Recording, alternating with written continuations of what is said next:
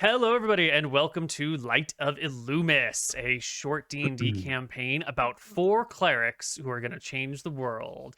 And hello to our wonderful cast. We got, where am I over here? We've got Trump over here, and we've got Liv and Pink, and then down there is Ryuzilla. No, over there is Ryuzilla, and down over here is Nick, Greenzerg. Hello, everybody. Hello, old friends. How are you all doing? What's Hey up? guys, Really excited. Hello, yay!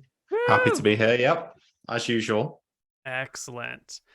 We're coming together for a short campaign. We're doing 4 sessions of 3 hours each with a very specific purpose in mind. Our characters are on a self-imposed holy mission to change the way sunlight works in the world. There have been too many undead. They've been ravaging the lands. Jen's character, Sister Helen, is the one who came up with the idea of all of this. She is from a small island called Scrub Isle, off of Gade Isle, off of the larger continent of Arcadia. There she served under the Longborn family for many years as a cleric of Illumis, the sun god, until one day a necromancer by the name of Philosopher Winters began to overrun the island of Gadia. In her quest to rid the world of undead, or at least her island of undead, she's traveled the lands of Arcadia looking for answers. And the answers she's found, of course, Cleric of Illumis would come up with this, is that sunlight. Purifying, cleansing sunlight. It kills vampires very quickly. If only it could kill other undead. And so she began a long quest to find a way to cause sunlight to burn the rest of the undead. And a way she has found. We'll get into those details in a little bit. But first, let's walk around the table and introduce our characters so everybody knows what's going on. And let's start with who else but the Cleric of Illumis, Jen, Sister Helen. Yes. Who are you? I am Sister Helen. You did share a little bit about my background, so I will not repeat it. But indeed, Cleric of Illumis, servant of the House of Longborn. I am obviously the chosen one, considering that my hour of birth was high noon on the summer solstice, and the traveler happened to drop a golden coin shaped like the sun on the day of when I was born. Sorry, my window just left me and I cannot see anything anymore. All right, so my character has I decided to be very original and basically do me, which I've never done before, but I thought it worked out. So my character has extremely pale skin, which is totally not good for when there is sun. I have red hair, 0 sun resistance. However, since I am blessed by Illumis himself, I believe that I have to spend as much time as possible in the sun to receive as much holy energy as possible, which causes me to have major permanent sunburns and occasional peeling, which reminds me daily of how powerful the sun is. Yes. So it's basically me in the sun forever, and then my skin really cannot tolerate it. It's horrible, but I'm extremely thankful for it. That's great. Yeah, it reminds me to be humble. And what can you tell us about your character? What would you like me to tell us about my character? Oh, are you an only child? Do you have a family? What is aside from, purging the world of undead, tell me just a little bit about your character, a little bit of personality, maybe likes or dislikes, any major enemies. Well, I do definitely have a major enemy, Philosopher Winter, the evil necromancer who has been plaguing the Longboard lands. He decided somehow to raise hordes of undead near our lands. So that's why I had to leave my beloved Longborn family and go figure out a solution for this necromancer problem. At first, I thought it would be simple to just get rid of this one necromancer, but to my, terrible surprise, I found out the necromancer and undead issue was more widespread than I expected when I reached the mainland. So, you kind of just put your finger into the the thing, and then your whole arm is caught up, and suddenly you have to save the world. Not What do you just mean it was a bigger problem when you got to the mainland? What else was there going on? Oh, I discovered there was a bunch of undead all over the land, and it was an uncontrolled problem, and nobody was dealing with it. People were just being overtaken by them. So I had to do some research, like you said earlier, DM Neil. Had to do some research to figure out how do we get rid of the undead, or at least control them. And by doing all this research, or slowly collecting one undead at a time and exposing them to my scientific research of sunlight exposition, I realized that they are all more sensitive to light than even me. They don't just get sunburned and peel their skin off. They slowly dwindle down over weeks and weeks of exposition to the sun. It is just a very, very, very slow process. And this is why we need the Philosopher's Stone. Why? What does the Philosopher's Stone help you with? We need the Philosopher's Stone because the Philosopher's Stone is an object of great power that we heard about that will allow us to channel magic and hopefully channel the light with a ritual in order to amplify the light's power and rid the land of the undead, at least during daytime. For nighttime, we'll just figure it out, you know. Well, if they're only around during the day, it's not so bad, right? You can't amass an army during the Yeah, we'll be fine. We'll just hide. You Excellent. know, I can't solve everything, just most of it. Yeah. Great. And just a couple more questions for you. Where's this ritual going to take place? Yes. We will have to go to the holiest place we know, the Pyramid of Heatstroke.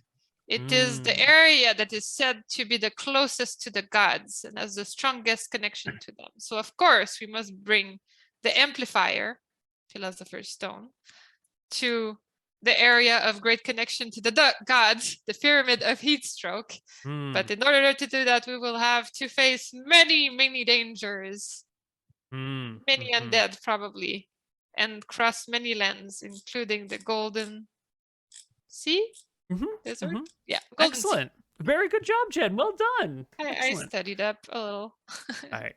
Next up to introduce their character is going to be Greenzerg. Who are you and who are you playing, my friend?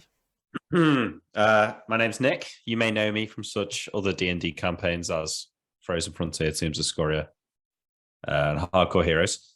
I am playing against my own better judgment. This is how you know that Neil made our characters. I am playing a dwarf. Luckily, though, it's stopping me sleeping at night, and so I'm awake to play the campaign. My dwarf is named Kerberos. He is a cleric of Philumbra, and he is from High Castle. I think he probably originated from the Dwarven lands just to the north of High Castle, but finds himself now living in the city as somewhat of an advisor to the court of the king/duke there. He's quite a strange individual. He's kind of like a therapist. He's going to ask you about yourself. He's going to try and understand who you are, not the face that you present to the world, but he wants to know exactly who you are. He wants to know where to file your soul when you die and it returns to Philumbra. You know, if he can send a little message up to Philumbra, say, file this one in the evil section, makes their job a little bit easier. So whenever he meets new people, he wants to know what their intentions are. Doesn't really care either way, whether their intentions are good or bad, but mostly cares about them being true to themselves. He's lived a life of, advising and magic, living in the city, helping the nobility there, helping the royals there. He's not really a fighter. He's sturdy. He's a dwarf, and he's not weak or anything. He's got an axe. He's got some armor that he can wear, but he's not really a fighting dwarf. And against his natural instincts of self-preservation, he finds himself on this holy quest. And I think the reason for him going is mostly that he's old. I'm not sure how old is for a dwarf, Neil. How old do dwarves live? A couple hundred years? It's probably, 150 plus, something like that. You know, he's served a good life. He's served many different dukes and kings and whatever. And, you know, he longs for the touch of his goddess. He wants his soul to return to the moon.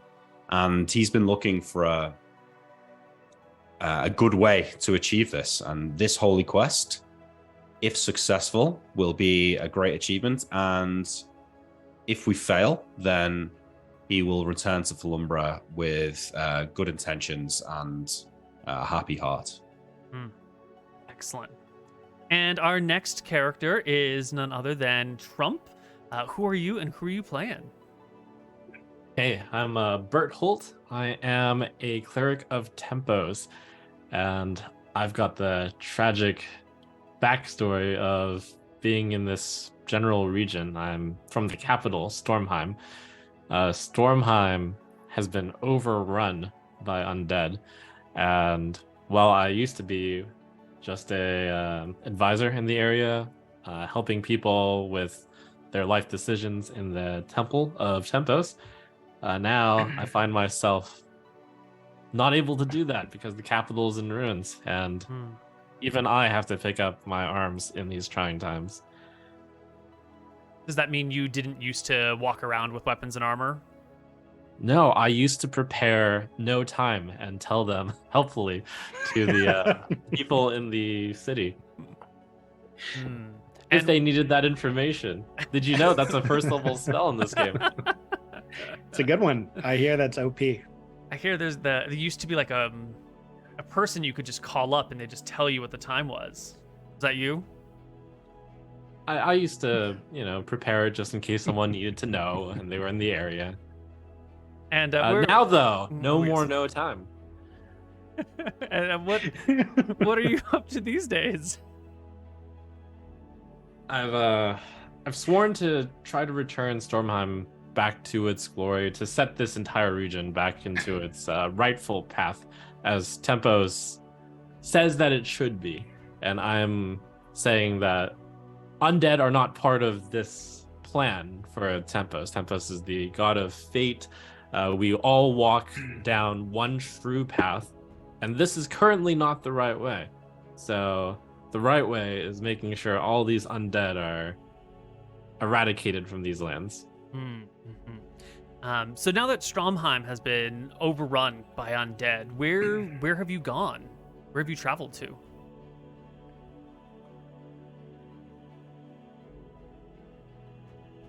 Good question. Where? I think you ended up in Confluence and High Castle and traveled around in this region maybe a little bit. I think we're gonna pick up our game in High Castle. But what else can you tell us about your character? What else? Are you an aggressive, mean person? Are you, bitter and angry about the world? Outwardly, I'm a tall, middle-aged man, and a man of few words. You would see me as basically stoic, or uncertain whether or not I harbor, what level of vengeance I harbor for the undead. But clearly my goal is to set things right. Let's see, a man with a purpose these days. Mm-hmm. Excellent. And last but not least, we have Ryan. Tell us who you are and who you're playing today. What's up, guys? My tag is Ryuzilla, and I am playing Cornelius. I am a cleric of Malchus. So to tell you a little bit about my god and myself as an extension of my god, he is the god of chaos and the god of humans. So what does this mean? Essentially, he believes that people gain strength through chaos and complacency through steady times. So the goal is to create turbulence, keep people on their toes, and that will create the strongest people. Essentially, like people who are turbulent waters create the strongest swimmers is one of his quotes.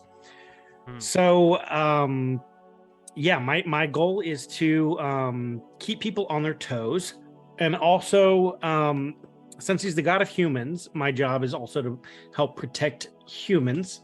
And currently, since they are under attack from this undead menace, using my my chaotic nature, my goal will be to protect And humans. you want to protect the humans. You also want to cause chaos. How does that work in a time like this when, undead are swarming over everything? Isn't that sort of a chaotic time? It is, and I guess I kind of view that as a good thing. I think during this chaotic time, the cream will rise to the crop. Those who are good swimmers will rise to the occasion, and their strength will be shown in this time of chaos, I think. Excellent. Well, we are going to start our story just as we are acquiring this holy item, this powerful magical artifact known as a Philosopher's Stone. A Philosopher's Stone is a shard of the staff that supports the world that has fallen to the ground, and it's essentially like pure magic in crystallized form. This Philosopher's Stone is you can think of it as like a block of C4 or like a nuclear bomb. It's a ton of power in it condensed into a small area, and it amplifies magic. And can also amplify other things. If you were to hit a Philosopher's Stone with a hammer, it would probably explode and kill you. But if you use it to cast a spell, it'll cast your spell much more powerfully. However, a lot of power like this needs a lot of control, and if you use it recklessly or carelessly or without really knowing what you're doing, a lot more is going to happen than you intend, most likely. So it's not the sort of thing you can walk around with and just like use to cast spells willy-nilly unless you're happy to risk life and limb immediately. One of the things you need this for is for this quest you're on, this quest to change the light. And part of that quest involves a ritual. And we don't have a ritual yet. Part of the game, part of our 4 sessions here, is going to be coming up with what a ritual would look like to invoke Illumis, the god of light, to change his rays to burn the undead. So as our campaign continues, we'll be checking in with the players to see if anyone can come up with a good ritual for this, or maybe one person gives a little component of a ritual and another person gives another component, and together hopefully we will come up with a good ritual. Now, good rituals also need materials, so let's hope we come up with this before you arrive in the Pyramid of Heatstroke. Otherwise, someone might have to do a store run to the next town over to grab some holy oil or some incense or whatever it is. But to start our game, we're going to start in a tavern. Just as this figure Grimes is walking out the door after having handed Sister Helen this Philosopher's Stone, he's brought it to you in a box. Much like this one. It's small-ish, it's wooden, it has silver and lead lining on the inside of it, and if you open it, inside you will find the Philosopher's Stone itself. The silver and lead lining of the box is to try and suppress the magic from the stone from other people noticing its effects. Anyone that might be casting a magic spell in the area or might be casting a detect magic spell in the area, you don't want anyone to accidentally notice this. But so great is the power of the Philosopher's Stone that it will leak through even those magical barriers. And so in the tavern, let's get our tavern music up and running. Our party is sitting in High Castle. Tavern here is, well, let's just set the scene for High Castle. High Castle used to be a great city, one of the 5 great cities of the land. But through the undead scourges and the wars that have plagued the lands recently, High Castle has become shadow of its former self. The streets used to be guarded. There used to be patrols of soldiers. There used to be order here, but now the soldiers really just operate out of small bases. Once upon a time that, one soldier could walk through the streets and keep an eye on things. And then maybe 5 or 6 years ago, things became too chaotic for that, and single soldiers couldn't keep a hand on things. So they worked in patrols. And a few years after that, things got even worse. Bandit gangs began to pop up, and small patrols of soldiers could get ambushed and killed. And so now they sort of work out of little stations scattered throughout the town, going out in large groups for specific tasks, which has left the streets of High Castle with laws that nobody can enforce. So the whole place is sort of, there's refuse everywhere. There's crime everywhere. It's sort of a might makes right. Everyone hires bodyguards and has weapons. Thieves abound. It's a dirty, nasty place, but still, it's one of the few places where civilization still rests. And here we are in this sort of dingy tavern, sitting in like the poor district of town, away from the guards, away from the nobility, away from all of those fancy things, in this little corner of the city. And here you've been given the Philosopher's Stone in this box.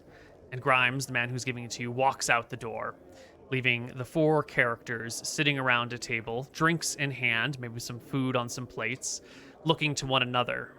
Your holy quest is now officially begun.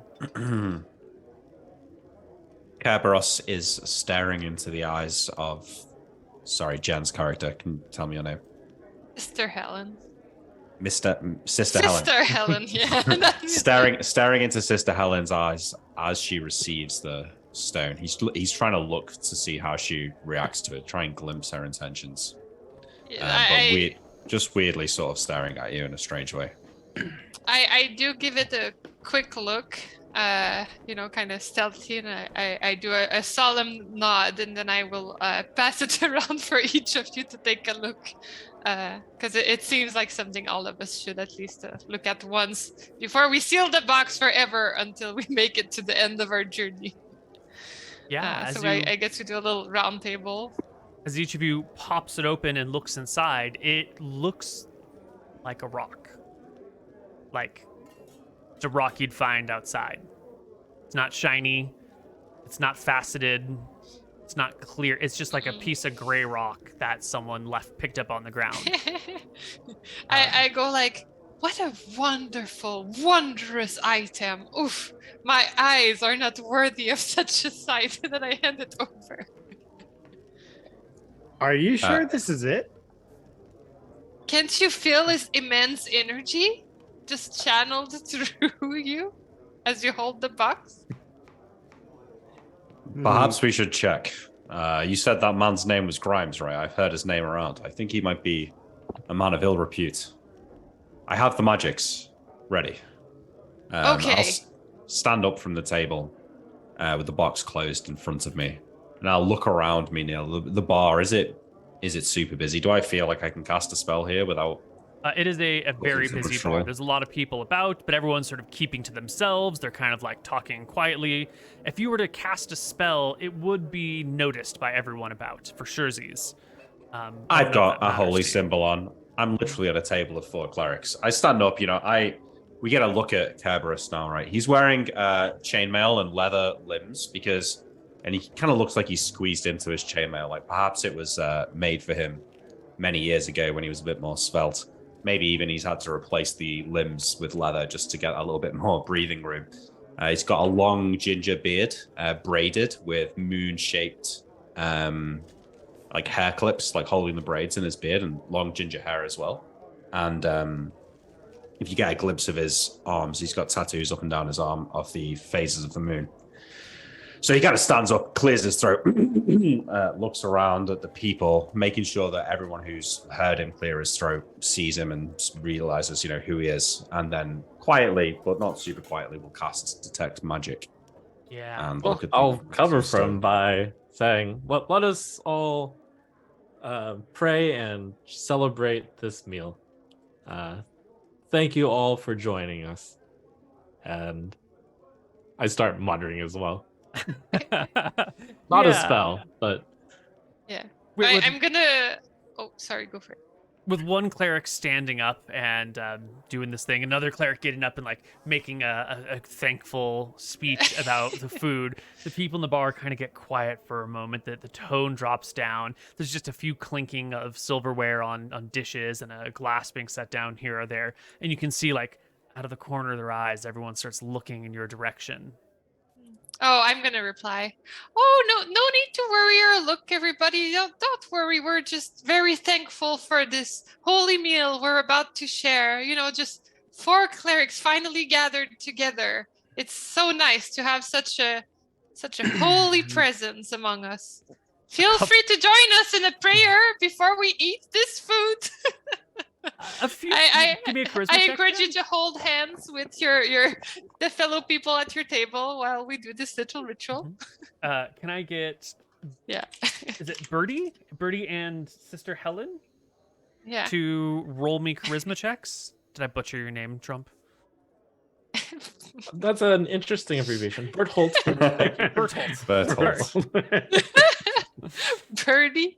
I thought he said Charisma check. something. Yeah. Okay. A 31. Oh my god. I feel like we got a lot of people being very faithful right now. You got to be thankful for that meal. After I cast the spell, I will open my eyes again. And do my eyes look different? Do I have like a purple sheen or something to the whites of my eyes? You tell me. You tell me how the magic works. That's how I'm imagining it. I think all the different vision spells kind of change the white color of your eyes slightly. Detect Magic's quite a weak one. I think it's purple, but it's kind of like a light kind of just lilac tint to the eyes. And I will very, very slowly and cautiously open the box. I'm imagining I'm seeing the aura of the Philosopher's Stone spilling out from the case before I even glimpse the stone itself. Yeah, I mean, even as you just look down towards it, you can feel and see this like powerful aura emanating from the box. It already looks to be a strong aura before you've lifted it, but as you begin to lift the lid on the box, the stone within shines so brightly that it actually begins to blind you, and you have to turn your eyes away. So great is the power. I close the box as soon as I'm certain that this is so overwhelming that it's obviously the Philosopher's Stone, and I close it back down and I look, narrowing my eyes at the 3 people in front of me. You'll see that there are no longer 3 people in front of you. There's maybe 12 people. A whole bunch of people have come over with those prayers to come and, make offerings and blessings over dinner. And there's also a couple of folks by the door who got up and left when you were like, everyone come, prayers for lunch. And people just skedaddled out of there. Yeah. Under my breath, I say, am I the only priest of Malchus? I feel like everybody's doing a great job creating chaos over here. I don't even have to do anything. I will close the box and everyone at the table, and then slide it back over towards Sister Helen and say, you should keep close care of this. There are many in these lands who would want to take it from us. Then the miracle has indeed occurred. So I finished the prayers with everyone. I let them scatter. And then I am basically beaming with pride because we just acquired the most important artifacts for our mission. And then you can see that I would want to get up and kind of, do this big, sermon. But noticing that we have, this very precious artifact that maybe somebody would want, I figured I should try to contain myself and stay seated. So I'm going to start my speech.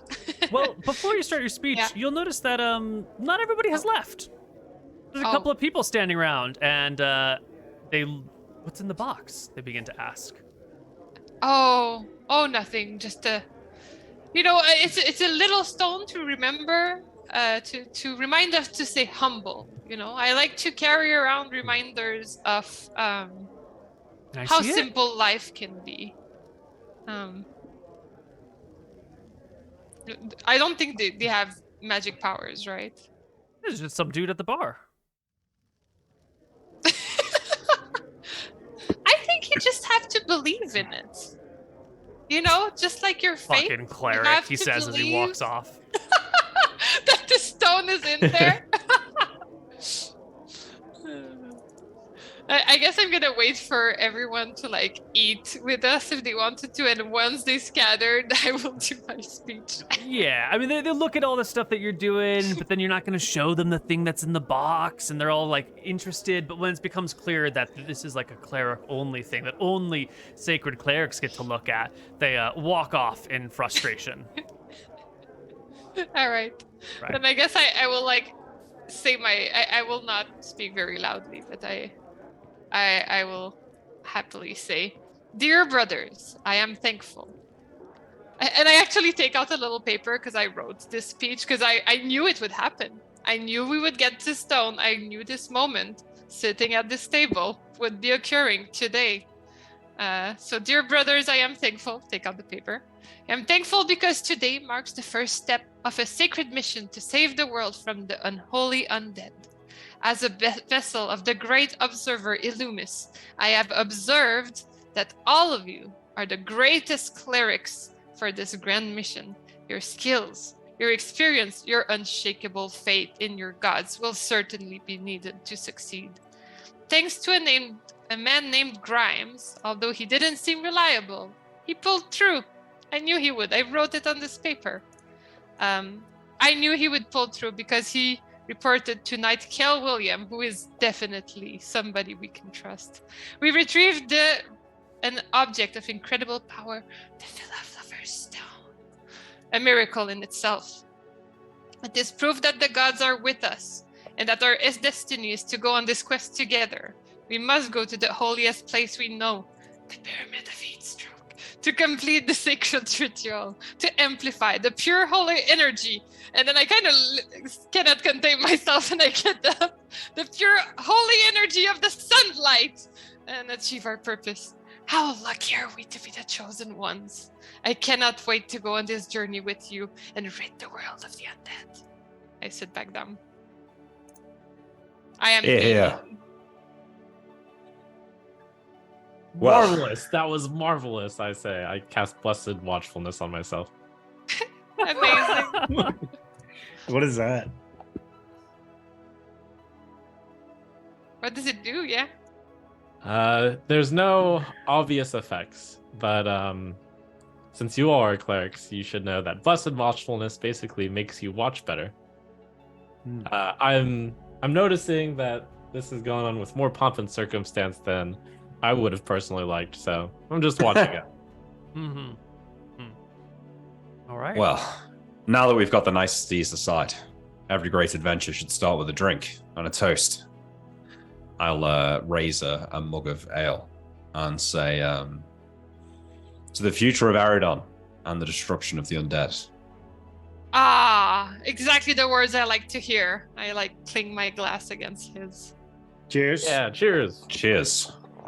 I sit back down and I turn to the sister and say, I appreciate you're excited, but I know this place well. It's a hive of villainy and disrepute. You should be more careful about brandishing the things you own here and trusting the folk that live in these cities and streets.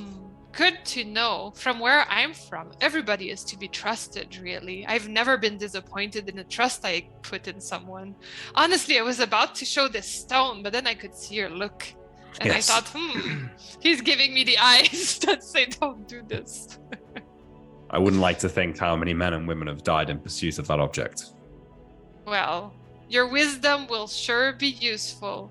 I will always take your feedback. Thank you so much for telling me. I'm extremely thankful for your contribution today.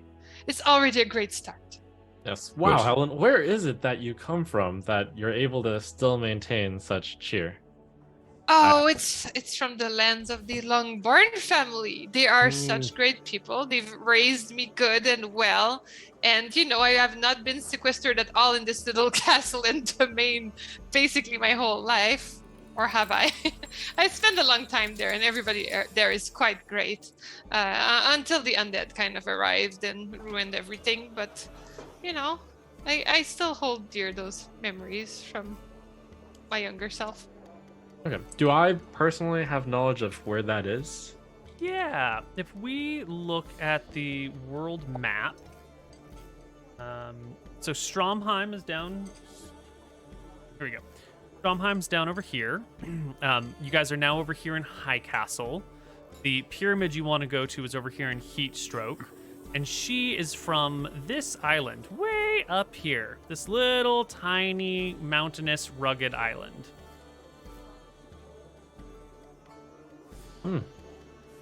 Also, how concerning. I didn't know that undead could swim. It is a great mystery how they reached our area. You are correct. I even believe, based on how scattered it now is, that, the problem has, exited the land we are on here and reached my island. Maybe the necromancer is to blame. But it is a great question to ask ourselves.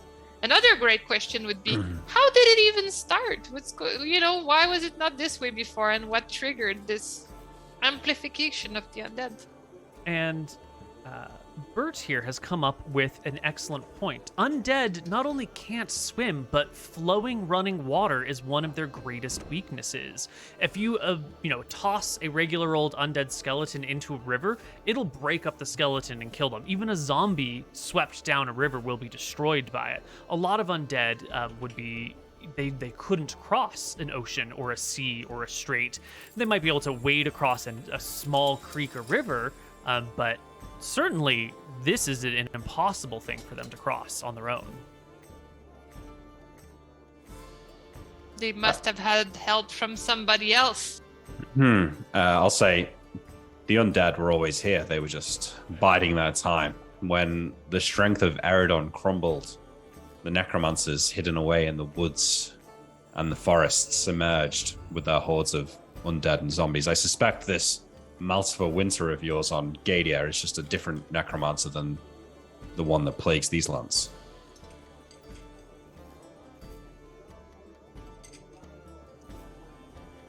We should think of a plan. We need to travel to the northeast. This will take us across the Tam River, through the Thistle Forest, perhaps along the River Crooks directly into Fortune. Although that may be ill-advised. The necromancer, I think, resides there. You have such knowledge of the lands. I'm incredibly thankful to have you on this party. I admit I have not traveled here this much. So I will trust your judgment on the path to choose. You are there for appointment. You are there for appointed our navigator, our holy navigator. Fantastic. Amazing. Lovely. Speaking of these things, does anyone have any ideas? It doesn't have to be the full ritual, but any parts of this great ritual that you will need to change the skies? I was thinking maybe a bunch of mirrored surfaces on hinges, and we could angle them all so they reflect the sun's light into a crystal of some sort of like maybe into the Philosopher's Stone, funnels the sun's light into the Philosopher's Stone.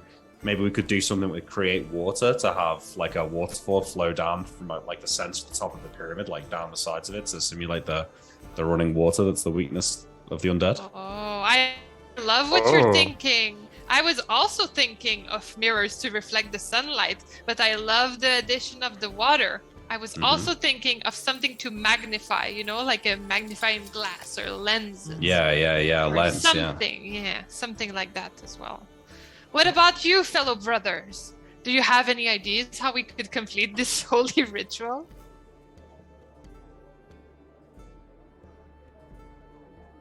Kind of like the mirror idea.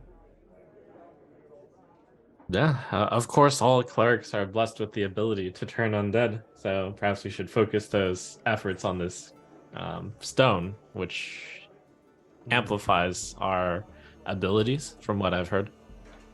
Maybe as we go on our adventures, we should identify more weaknesses of the undead. The water, the sunlight, amplifying things. I bet we'll find more weaknesses as we go. But we should keep an eye for the glass, a source of waterfalls. The mirrors are things that you can buy in any major town. Some of the smaller podunk towns, probably not so much. Mirrors in this time and age are just like pieces of polished metal. So either like brass or silver usually, that have been like really, really, really finely polished to reflect light properly. But that does mean that they're actually kind of heavy because they're like big chunks of metal. So you could get like a small mirror like this, or you could get like a tall standing mirror, and that'd change the weight and change the costs. but they're going to be big and heavy and on the more pricey side. I'm sure you can solve that problem as it comes up, but make sure you bring these with you if you need. Great. Well, with our first discussion about rituals and components underway, what is your first step here in this tavern? Well, I'm wondering, we could get a boat and sail to Weatherlight and then walk to Heatstroke, but maybe we'd miss out on the journey. Perhaps the answers to our conundrum here will present themselves as we journey across the lands to Heatstroke. So maybe we should go on foot through the Thistle Forest, meet up the River Crooks, follow it north past Fortune, and follow it all the way to Heatstroke. Neil, what do we know about crossing the river? Is that a journey that people have been doing lately at all, or is it very dangerous, or do we need to seek out information from someone?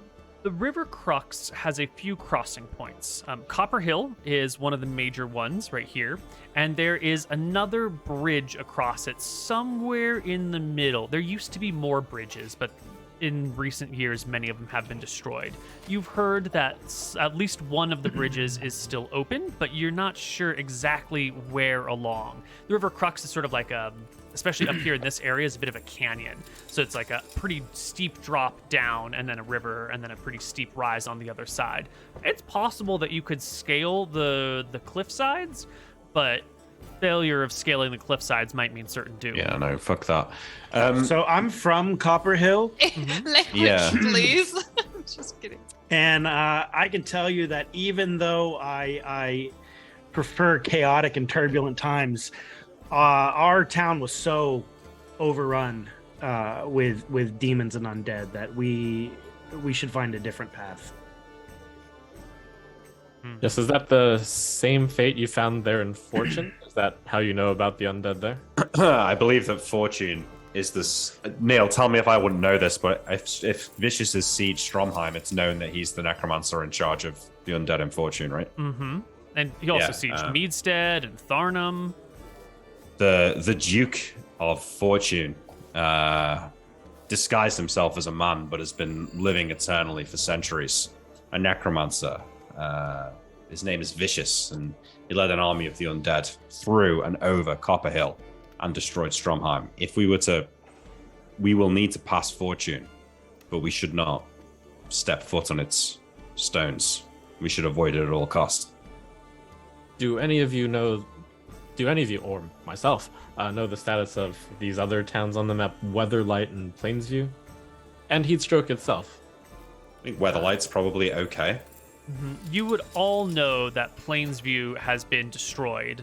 Heatstroke has been overrun by demons, and then I think the demons seem to have just dissipated and disappeared. No one's really heard much about it since then, but there are no people left in these towns. These towns are completely abandoned.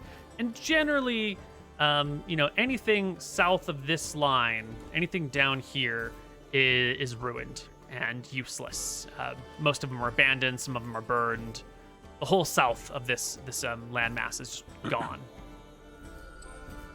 We could travel north following the Tam River, pass through the ruins of Meadstead. Perhaps there we can find some undead to study. Once we reach the Hemdorcus Hills, Neil, this is the home of the dwarves. Perhaps I could find us passage through the hills. Come out the other side, travel along the coast to Weatherlight, buy our final provisions, and then follow the coast down to Heatstroke from there. This would avoid Fortune. You've lived in High Castle your whole life, right, Mr. Dwarf? I think most of it. Maybe his family moved to High Castle when he was only a wee dwarf. And then his parents died or something, and he's just found himself there. So I think he was probably born in the Dwarven lands, but spent most of his life in High Castle. Yeah, well, you give me, I see you have a local history proficiency. Would you give me a local history proficiency check? 31, oh my God. Neil. Natural 20. That's it. All right. So what you know is that once upon a time, ages ago, there were supposed to be tunnels that connected Tharnham, Keldaram, and Milfel-Dur. No one really knows what happened to them. They were lost a long time ago. However, you also know that in the most recent years, when the undead sieged Tharnham, that the dwarves there, guided by some clerics, have redoubled their efforts to break away from the rest of the world. When the kingdom of Eridon fell, the dwarves decided to proclaim this northern area a kingdom unto its own. And so they have been working very hard to establish a solid dwarven presence. And with their short legs and their slow walking speeds, traveling over hills is really not the preferred method. It is possible that they have rediscovered those passages or rebuilt new passages. Certainly, they have been working to find a way to connect these towns and travel safely between them, especially Tharnum. These other ones, in theory, you can go by boat. Tharnum, though, is sort of landlocked. There are goat trails that lead these places. But they've been looking, searching for other ways. Well, seems there I'm are with the many dwarf. paths we could take. I think going north is our best bet, at least to start. I wasn't expecting to agree with you, Cleric of Malchus. Yes, well, the humans usually are my top priority, but when you make sense, you make sense. Yes, Malchus and his love for humans. The rivers of blood stain the lands of Eridon, and Malchus's hands are soaked. You can laugh. I'm confused. Yes, well. All right. Out of the tavern we go, setting out into the city proper. The area out here is, well, we're sort of in a slummy part of town. It's not a great area. There's a lot of refuse, trash and debris. People just throw their chamber pots out into the streets and wait for it to rain and wash everything away. There's all of these towns being overrun. There's a lot of refugees lying around. There's some people who have possibly died or been killed in the night, and no one's there to dispose of their bodies. So occasionally there's like a corpse just like laying there until someone decides to do something about it. But also, society does continue. There are bustling shops with bodyguards out front, making sure that like no one's stealing wicker baskets or anything like that. Everyone is finding an opportunity for employment in some way or another. If you can stand there and look menacing, you can find a job. So into the dark and sketchy streets of High Castle we go. As you make your way towards the exit, walking through the narrow boulevards, you'll see that the people in front of you have parted ways a little bit, and there's some suspicious glances. Straight in front of you, across one of these four-way intersections, are a group of armed thugs, brigands, thieves. You can tell that they are these sort of roguish characters, not only because their weapons are already drawn, but because they are looking in your direction. They don't seem to have any armor. Armor is expensive in these days and age, but they are carrying a variety of short swords and rapiers and, mixed up miscellaneous things that they probably picked up off of the dead. And there they stand, these three people, as others folks like scatter out of the way. And one of them levels a sword in your direction and says, "Clerics, I hear you've got an interesting prize in that box. Why don't you hand it over? We can all be on our way." Does Bert's watchfulness tell us anything extra about what's going on?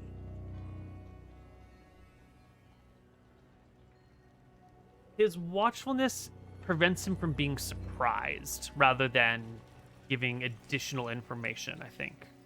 Okay. Yeah, that's right. That's Okay, pretty great. much right. Yeah. No one should be surprised by this. Yeah. I look Are to our you leader. Are you certain you want to challenge the servants of the gods themselves just to get the puny rock? This is just a reminder of our daily smallness in the face of the gods. I like to carry just a little reminder. Also, exposing your skin to the sun constantly is another way to remind yourselves of how great the powers of the gods are. Are you certain you want to face that? Be a little bit closer. What do you mean it's just rock? Honestly, it's not even worth much. You said the blessing and I choked on a freaking chicken bone while we were having dinner. It's not even worth anything if you ask me. Then you don't mind giving it up, right? Yeah. Is it just? I mean, It's not do we just mine. see 3 of them? That's a great question there, Bert. Why don't you roll me a perception check? That'll be under the basic tab of your character sheet. Okay. Just the big PCP button on the lower left. PCP. Great. I first try to see if there's only 3 of them before basically going to my threat. It's not only 3. You start to glance around and you'll see that behind you there are another 2. Okay. I just speak. I speak forward. I look forward straight to the speaker there and say, "Did you know that we clerics have waded through hundreds of undead? Imagine you living such a fruitful life as the living and wanting to take on us." I brandish my warhammer and I'm saying, "You should get out while you're still. You should get out, and we'll forget this." Well, let's take a quick moment and talk about your gear. Everyone here has some sort of armor. Mr. Helen's wearing leather armor. Names are so small. I'm reading them. Here we go. Kerberos is wearing mixed chain and leather. You also have a shield, but you're probably not. Are you carrying your shield as you walk through the streets? Is it, attached to your back? Or you? It's strapped to Bonnie. Oh, to your mule. Yes. Oh, let's get a mule for us here.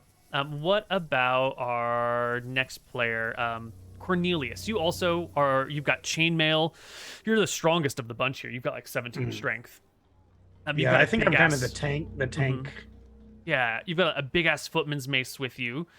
Do you carry your shield like ready for combat at all times, or are you more like you keep your shield tucked away until you're prepared for battle? I'm gonna say ready for combat at any moment. Well, that's very convenient. Yeah, that's just how I roll, Makes sense. And Berthold, are you also always ready for combat, or are you like you keep your shield tucked away until you expect a battle? I'm certainly not always ready, but since we have like a super powerful artifact, I have been ready since the tavern. Excellent. Nick, how much HP does your mule have?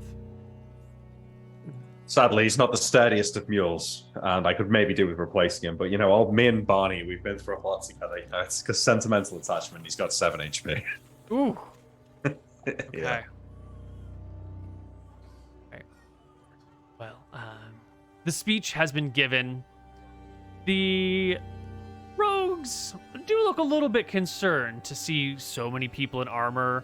2 of them with like shields already out, some war hammers and maces in hands, and the third one, the one in the back who's been talking, says, "If it's just a dumb rock, you wouldn't mind showing me then, I pick up a rock from the ground and I'm like, just like this one, my child. Then why don't we trade your rock in the box for that rock on the ground?" I do not negotiate with strangers asking for belongings from the church. Yeah, kicks the guy in front of him, says, It's usually the other way around, where there are donations, for the gods. If you want, you could add something, and I will happily carry it as a reminder of your great generosity and faith in the gods. He bends down, picks up a loose stone, hands it to the guy in front of him, gives him a little bit of kick, and says, "Darius, why don't you go trade rocks with them?" And Darius begins to step forward and walk across the now abandoned street. I'd take a step forward. This farce has gone on long enough. Unless you want to go and meet Philumbra right now, you should turn around and leave this place. You will not glimpse what's in our box. Give them a little morale check. There are a bunch of well-armed clerics. Oh, these rogues run this town, or so they think. Darius steps forward, and I think this person right here is Cornelius. And he reaches out to hand Cornelius this stone from the ground and says, "Here, well, I'll trade this for whatever's in your box." What do you truly want? It is not your curiosity that needs to be satisfied. You must need something else. Are you hungry? Are you sad? What burdens you? I put my hand on his shoulder. So you step forward past the others and put a hand on his shoulder. And I ask him what burdens you. How can I really help you?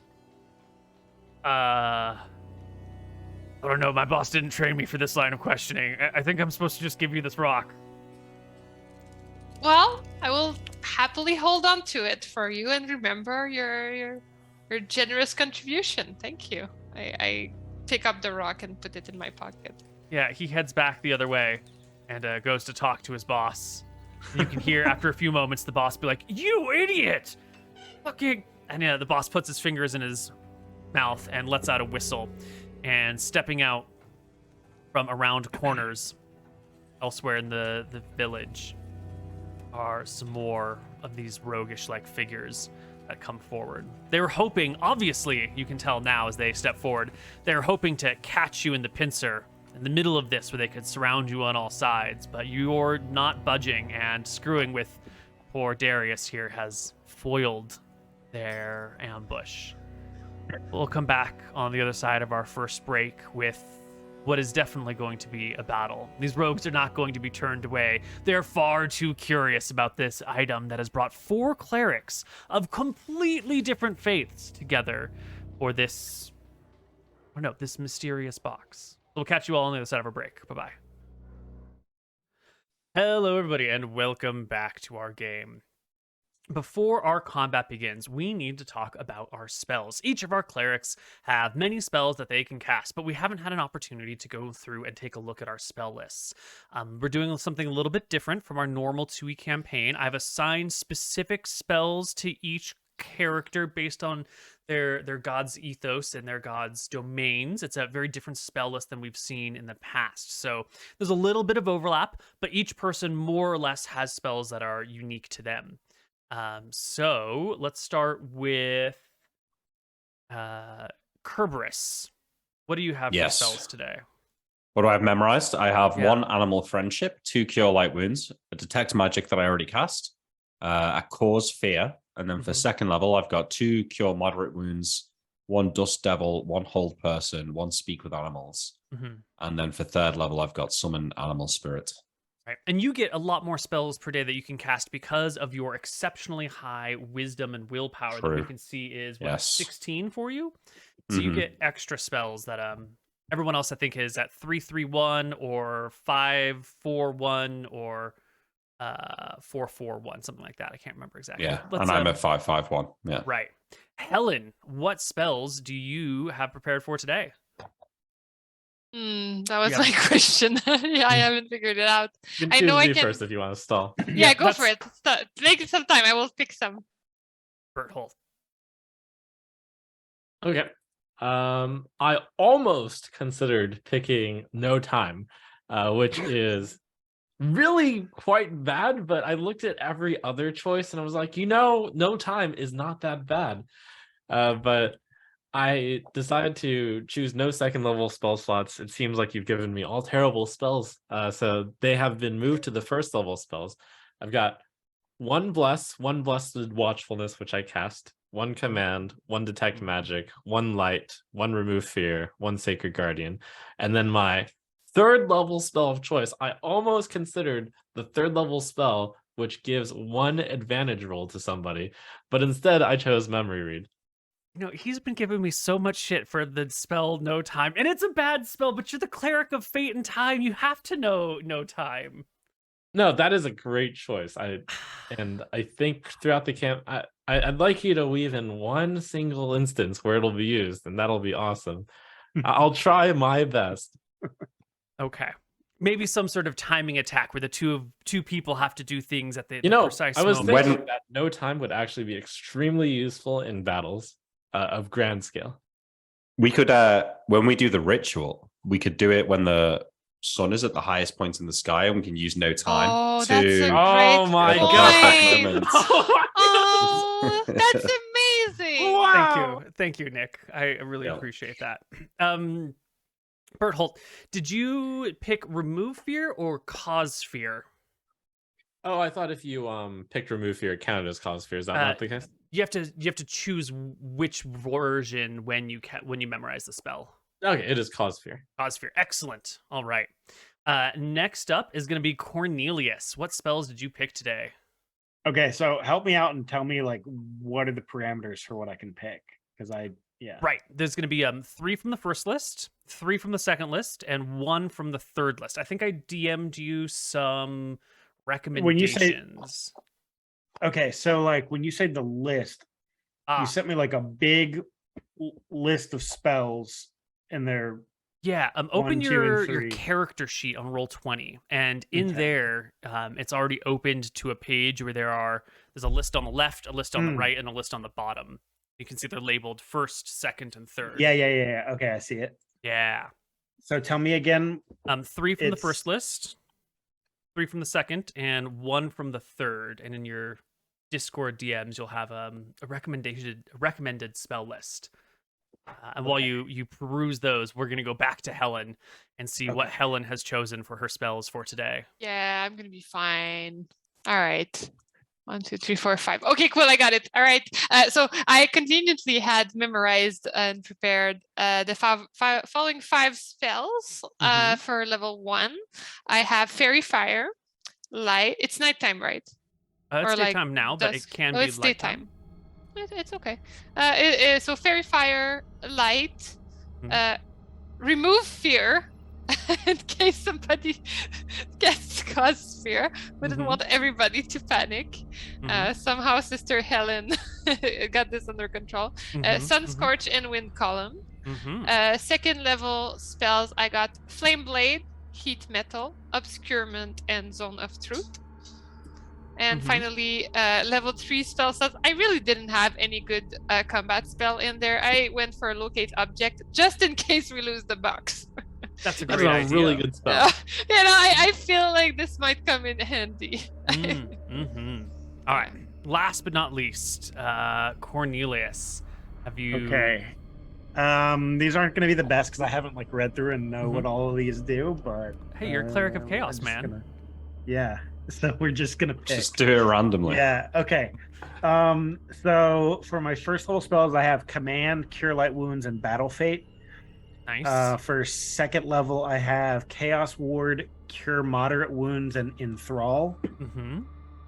And my third, I have Random Causality. Ooh. Oh, nice. Whatever that is. It sounds awesome. I don't know what it is, but it's. I don't know what it is, but it sounds chaotic. So. Alrighty then.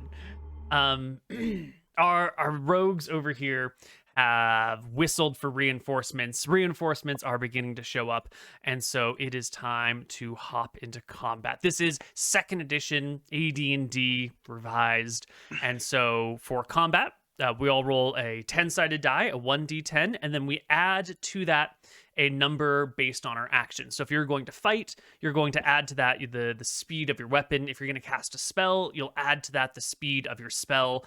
And the lowest number is the best number. You want to be as close to 0 as possible. I'm going to start rolling initiative for our monsters. And so good thing for people to be aware of here. If you get damaged before your initiative and you're casting a spell, you lose your whole turn. So, like, if you're on the front lines and you think you're going to get hit, just, be careful. Yeah. True. I do have one question just before we announce initiatives and spells. Does Fairy Fire still work when it's daylight, or is it only at nighttime? That's a great question. I think I'll have to reread Fairy Fire. Is casting time 1? Is that like instant?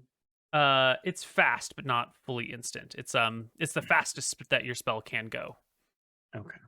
Ryan, are you the guy with the hammer? In the middle, next to me. On the yes. Yeah. Cornelius. Yeah. Can you defend me so I can cast a spell without risk of getting hit? Yeah, sure. We allowed to like combat strategize? I Absolutely. mean, I think I can just shout, like Cornelius, defend my rear. Yeah, sure. Gladly. Okay, I got my own answer, Neil. I figured it out. I reread the spell a third time, and somehow the third time it worked. Okay. Okay, that's a good point, Nick, about the spell casting and interruption. Now I'm questioning my life decisions. Who's at the front? Is there somebody else covering us, or just one person? Should we do 2 casts to defend? I think so. I think me and you should cast, and the other two should defend. Yeah, I got Personally. pretty terrible armor. Anyway. Okay, then I'm gonna cast something. Excellent.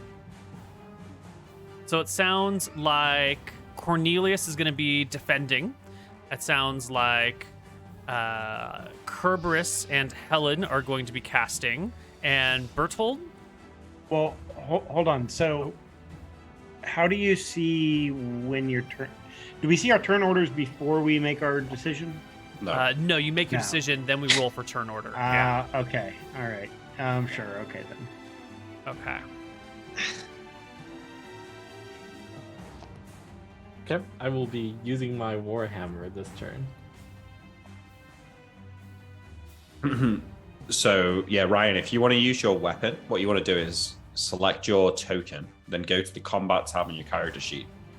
And hopefully you'll have a weapon set up there. And as long as you've got your token clicked and you click the initiative dice next to the weapon you want to use, it should do it automatically and add you into the turn tracker.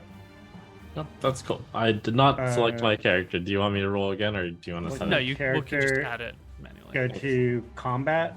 And then hopefully Neil set your weapons up. I don't know if he has. I think I did.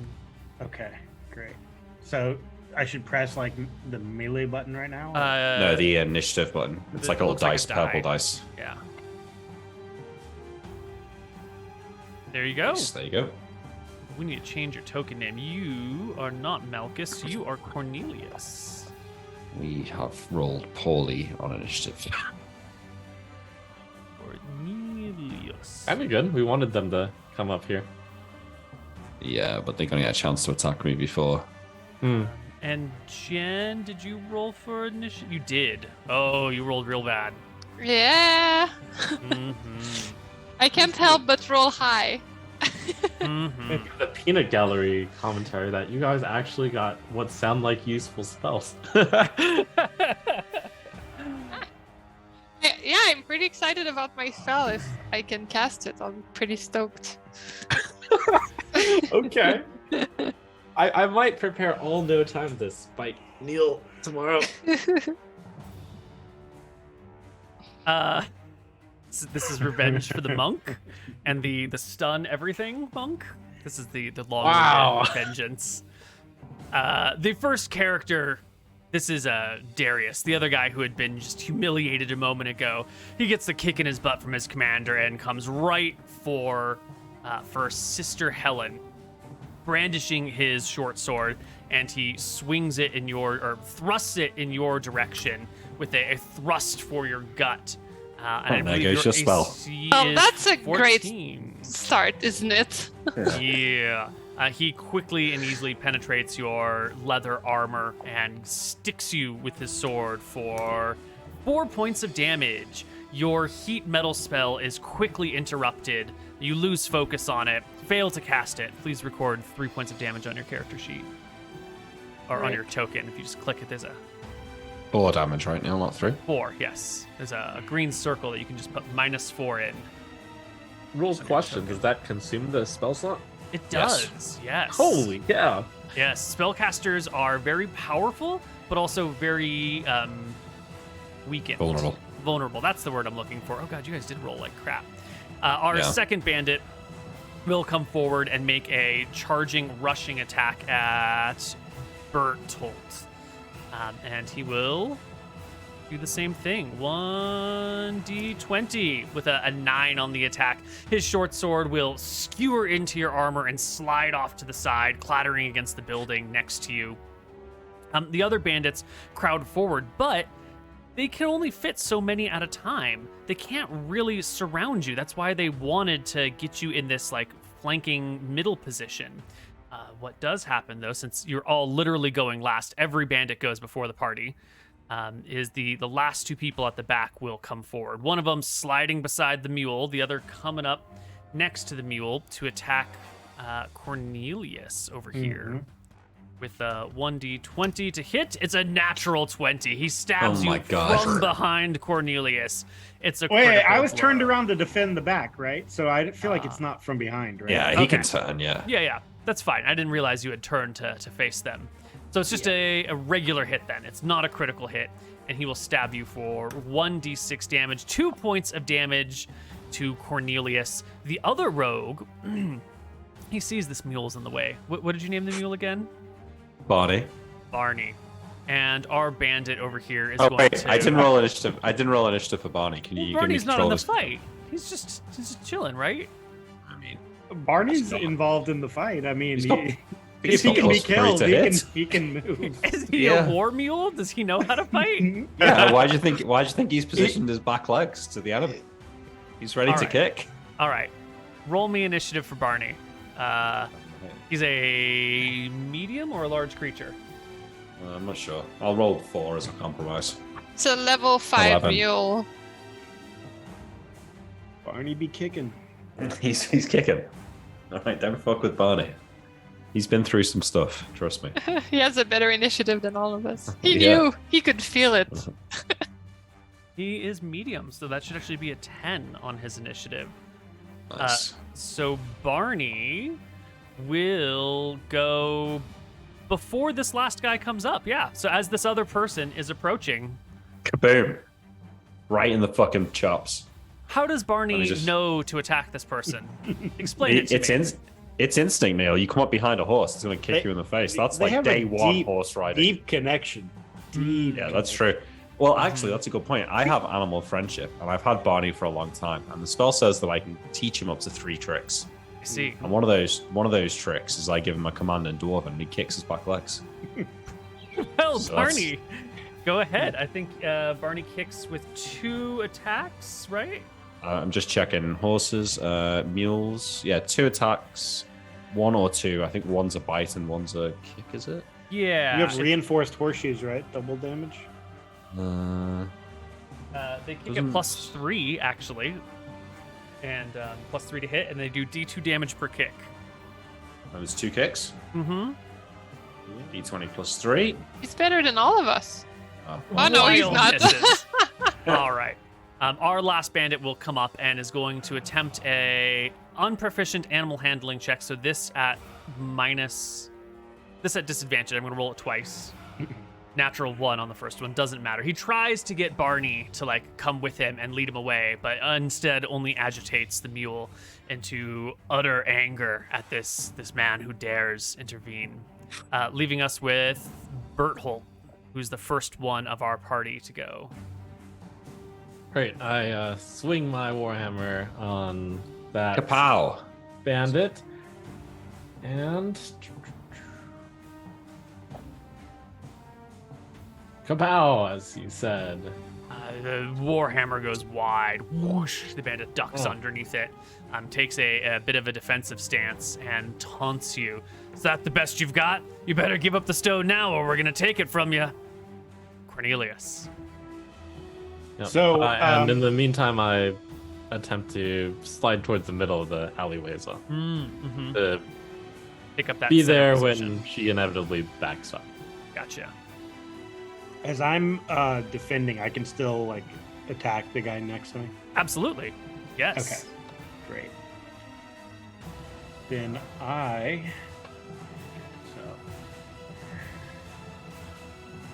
I will swing my mace at the. Well, let me ask you a question. So if I try to cast a spell, right now, can I cast a spell right now, or do I have to use the weapon? You have to use the weapon. Yeah, at the beginning I of the have round, you decide if you're going to cast a spell or use an attack. Got it. Okay, got it.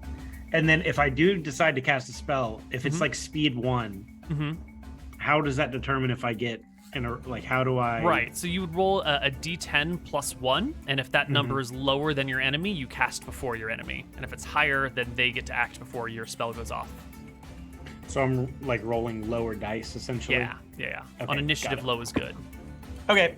All right. Well, I will attack the close one with my mace. Great. That's the ATK button on your character sheet next to Mace, and 13 is a hit. Our Mace right. swings right into the guy's chest for 4 points of damage, knocking him down to half health right away. His eyes sort of stutter. He blinks twice and with his free hand clutches the spreading bruise and the like cracking of the cartilage in his rib cage, leaving us with Kerberos. You muted. Thank you very much. Just checking my spell components. Okay, I withdraw a very straight piece of iron from my satchel and sort of holding it aloft above my head, I brandish it towards the group of soldiers in front of my friends here at the front, the big group of like 5 there, and we'll cast Hold Person. On this group of 5 up here. All right. Hold Yep. Person affects 1d4 enemies, so roll it. Big money. Okay, 3. Nice. I will make 3 saving throws for them.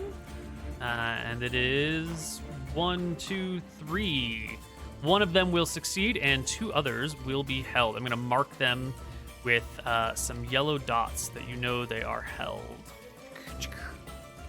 Nice. They are frozen in place. And then I take a step forward to the in-between section here. Right. Last but not least is Helen. Can I actually do anything since I was interrupted in my spellcasting? Your spell was interrupted, so your action is basically gone. You could move away. Normally, if you back up, you would provoke an attack of opportunity, but right now, the people in front of you have been held by this spell. They are frozen completely in place. They cannot strike you, and this guy is across too much of a weird house. So I corner to can do anything. move at the very least. Okay. I will definitely take a convenient step back. Yeah. Nick, you gonna move to the sides so the 2 of you can occupy that middle space, or? Yep, that's There fine. we go. Yep. Perfect. Okay. All right. Our party All right. circles up like this. It's the next round, so we're going to roll an initiative again. So you'll decide on your action, declare it for the group, and then you'll roll the die and the modifier equivalent to what you want to do this round. So let's just start with Kerberos. What are you going to do this round, Kerberos? I'm going to cast Summon Animal Spirit. What's And the spell what's my speed initiative? on that one? The 6. speed is 6, yeah. I get Excellent. a 7, so the initiative's 13. Excellent. And Berthold, what are you going to do this round? I'll be bringing down the hammer. Excellent. Cornelius, what's your plan? Same. Hammer time? All right. And last but not least, Helen, what is your plan? I will attempt to cast light very fast. Ooh. And I'll add these for the enemies. 5, 7, 11, 9, 10, 10, 13. Excellent. Oh, and would you also please, Nick, roll for... Is it Barney? I've already forgotten his name. Barney, yes. Can you give me control of the token so I can... Yes. Which I guess it doesn't matter, so... There you go. There's Barney. He doesn't have a character sheet anyway, so it doesn't matter. Yeah. He gets a 9. I'll add him in if I can. Well, I can't. You have to do that. I got him already. Okay. So our first bandits will go. This guy decides to, there's too much battle happening, so he's going to go over here and hold the street, make sure no one else comes in to harass. This guy right here is the next one up, and he's going to try and grab his friend and pull him back to safety, because this is not really this guy's in the way, so he just hooks his arms underneath him and drags him back like this. And then he'll take up a position over here, not quite engaging with the big scary fighter, but getting in the way so the scary fighter can't go anywhere. Same thing with this dude. I'm number 8. I forgot to click. Oh. Ooh. Then let's move you over here. You are up next. Okay, since that's the poor guy in range, Wait, don't I cast my light at 5? I'm Yes. sorry. Yes, but didn't update on your character sheet. I am on the initiative order. Oh, that's Yeah, strange. we need to remember to click our characters. Yeah. Our bad. Oh, I'm sorry. Helen. Okay, I will do it next Upon time. whom are you casting light? The leader of the group, please. This guy back here. Yeah, so yeah, light he is, hasn't been so kind. He's kind of obsessed by my rocks, so he's gonna have to Mhm. back out. Those of you not in the know, light creates light, but if you center the spell on the visual organs of a person, Yeah. you blind them. You know what I want to do, Neil. You That's- know me. Yeah, that was He the makes plan. a save and will fail the save, and light begins to radiate from his eyes, brightly shining in all directions, and he lets out a scream as he goes blind. Mhm.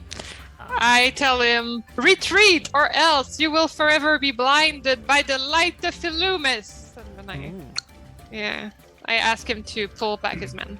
Right. Berthold, it is your Blind you. turn. All right. As I swing the hammer, I'm going to shout out at the top of my lungs. I cry out for guards. And here's You're attacking this guy, right? yeah, he's the He's- only one in range. He's held, so you get +4 to that roll, which makes it a 21, which will critical the target. So you can roll your Nice. damage a second time. All right.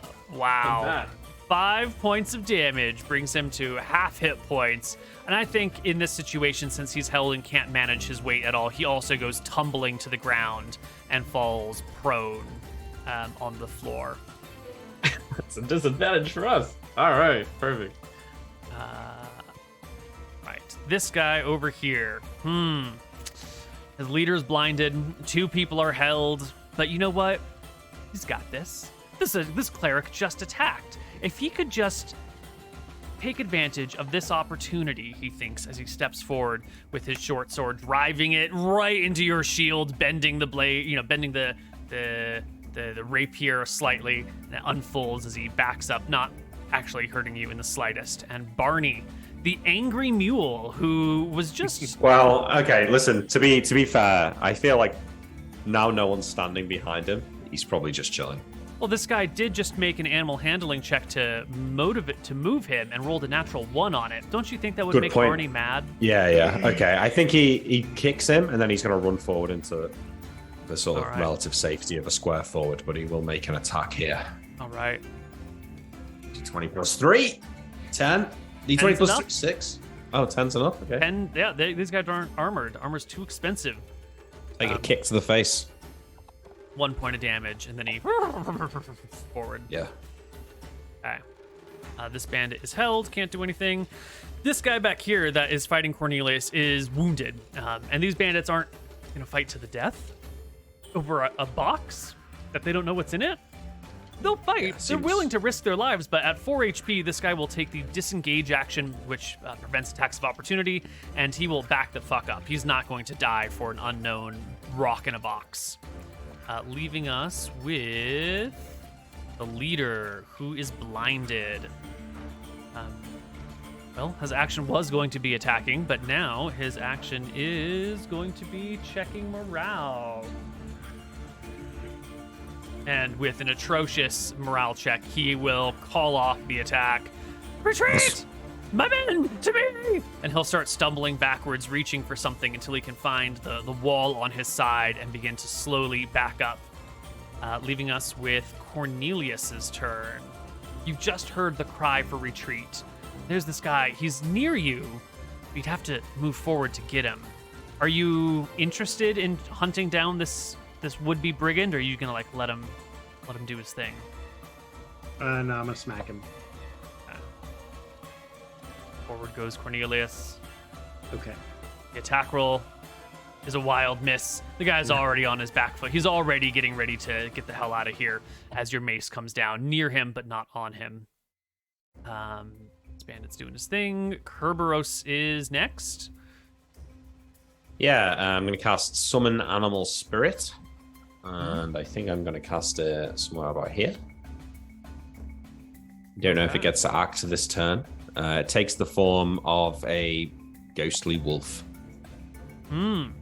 A ghostly wolf. And tell us Yes. about this animal spirit. It has, I think, 2/6. Some decent combat stats. It's got 24 movement, 16 AC, plus 5 to hit. Does I meant more 2d4 like, damage. Does it, does it follow your commands? What does it look like? The lore behind the Ghost Wolf. What is this thing? Yeah. Okay, so it's a minor spirit or entity. I control it with my mental commands. It can attack enemies. It can perform any other tasks that it could reasonably accomplish. It's incorporeal. Can't pick things up. Can't be hurt by non-magical weapons. Oh my god. Really? Yep. And it's got 16 HP. No, 15 HP. That's like super OP. Really good. Jen, you will remember, Jen, at least I remember, you had a druid and you quite stupidly wandered out of the town at night on your own and got attacked by 2 displacer beasts. And this spell I almost... remember like that. This I spell remember almost that saved actually. you. It You're did not right. save you, I but don't think it almost was. did. I think I was a cleric, but I was like a hippie cleric that loved Yeah, nature yeah. and was What character was that? Jackery. Is this a joke? Jackery, the one who was drugging his fellow party members with his drugged up poultices. I You know, remember my that, best yeah. third level spells create campsite. I have really bad level 3 spells, to be honest. Like, Neil knew you would get too much value if you had good spells, so he just Yeah. he gave you the bad ones. He gave me the good ones, but I don't know what to do with them. So All right, your wolf has been summoned. I think it will appear this round and can act the following round. Yep. And so now there's a wolf here. But our bandits have been given the sign to retreat, and retreat they will. This one had already rolled in to attack. He'll retreat next round. So this round he's going to attack dear Cornelius. 20 with a 5. It just skims off your armor, goes to the side, does nothing. And you can hear the calls for retreat. The bandits are clearly going to fall back. If the party wishes to continue engaging in combat, please roll back into initiative. If you want to let them retreat, you need do nothing, but hold your hand. Well, we've got at least 2 prisoners because these guys are held for like an hour. Mm-hmm.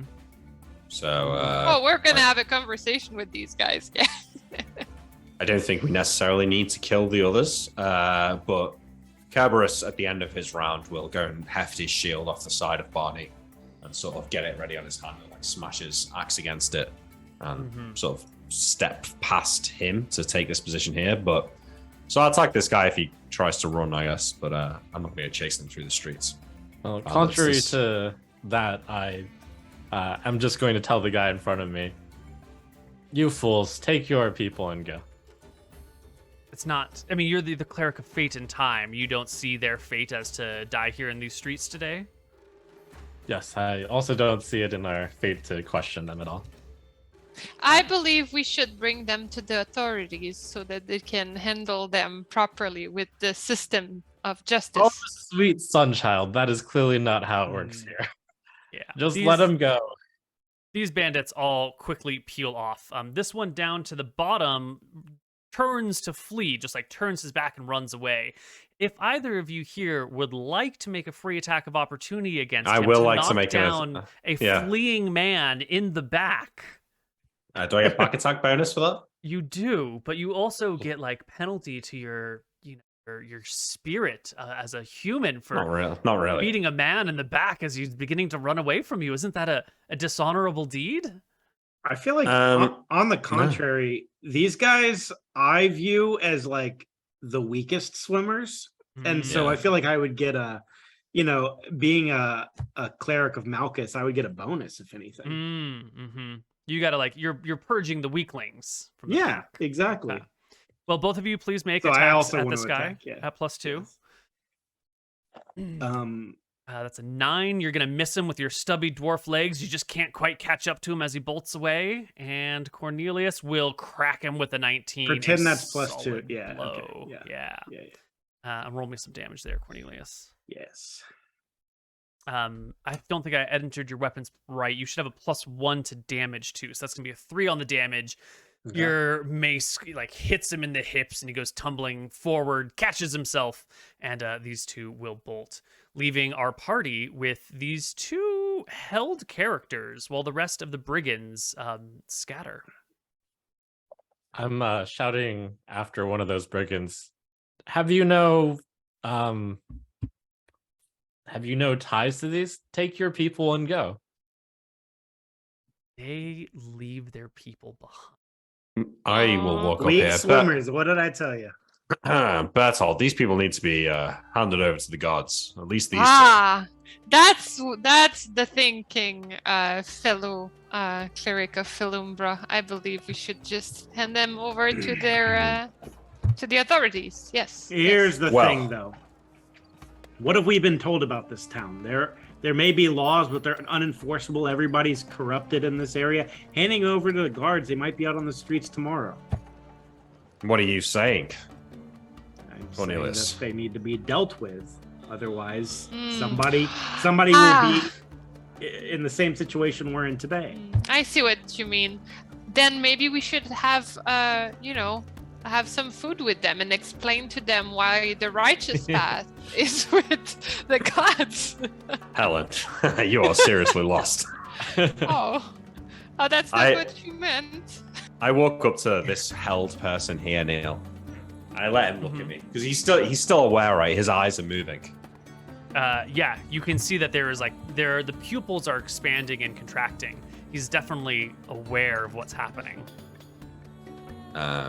I speak to him slowly. I say, "The fate of your life hangs in the balance, my friend. Consider your thoughts carefully." And I reach into my backpack and I will take out a mirror and I will hold the mirror up to him so he can stare at himself in the face for a few moments and consider what he's done. And I will use this opportunity to try and glean what I can about this man's intention. Does his eyes look scared? Does he look defiant? How does he seem? Make me a charisma check. Yes, sir. When we cast spells, how often do we get them back? In the Every morning day. after a good night's sleep, after you've had like a proper rest. Got it. With a 22, you can see the fear in this man's eyes. He is terrified. He's magically held. His friends have left him. He's being stared down by a dwarven cleric. How do his hand? Does he look like he's battle worn? Does he look like he's lived this life for a while, or is he young? Does he seem maybe like he's in this? He's new to this, and maybe he can find a better path. Yeah, he's like 19 years old, but there's like little cuts and scrapes across his skin all over the place, like he's been in a lot of fights. You can see that there's like still scabs on his knees and elbows, indicating he's recently taken a hard tumble to the ground and it's begun to heal over. His clothes are old and tattered. His boots don't actually match. One of them is clearly of a different make and model than the others. His weapon in his hand is like a shiny new rapier that there's no way a guy like this could afford a rapier like this. He's either stolen it or he's taken it off of a dead person. Or maybe he killed someone for it. I don't know. I have determined that this man, the path that he is on is not the path that he is meant for. And deep down, he's a better person. I will stare at him, right? I withdraw the mirror. I'll raise my holy symbol, the moon, and kiss it, and then hold it to his chest. And then put it back there, let it fall back, and I'll say, Philumbra has judged this is not your time. I will leave you here to pursue a better path in life, but the next time I'm in these streets, I want to see you behaving more properly, lest Philumbra may change her mind. And I'll turn back to the party and say, I think this one can be let go. I think he should stay in this position until the end of the spell, just to reflect on what just happened today. Exactly that. We can let it wear off naturally. We could possibly also just take this rapier from him. I don't know if she It's a good should idea. Can be any of us holding use on to this weapon. it? Yeah, we gotta make sure he doesn't come after us. Not that Berthold, we want to sell it. Berthold, Yeah. how do you feel about that speech? Didn't he just sort of infringe on Tempos's area? Like, isn't Tempos the god of fate? Who is this poser cleric telling people what their fates are? Yes. Yeah, Stir it up. Stir the pot.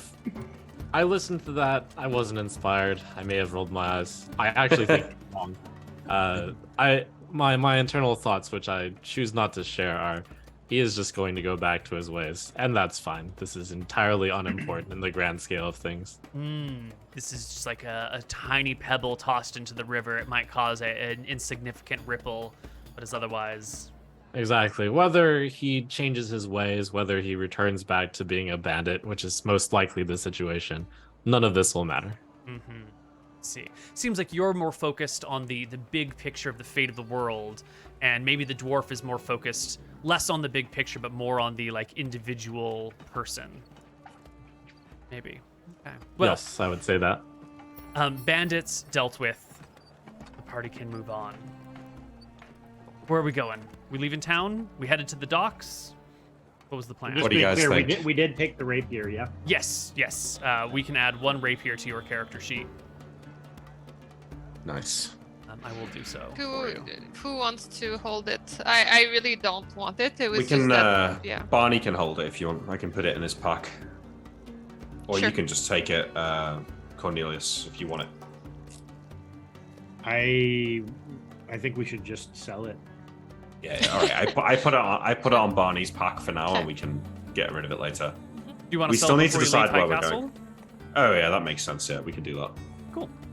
Yeah, I don't think we should stay here any longer. It sounds like we've attracted too much attention with this whole box stock.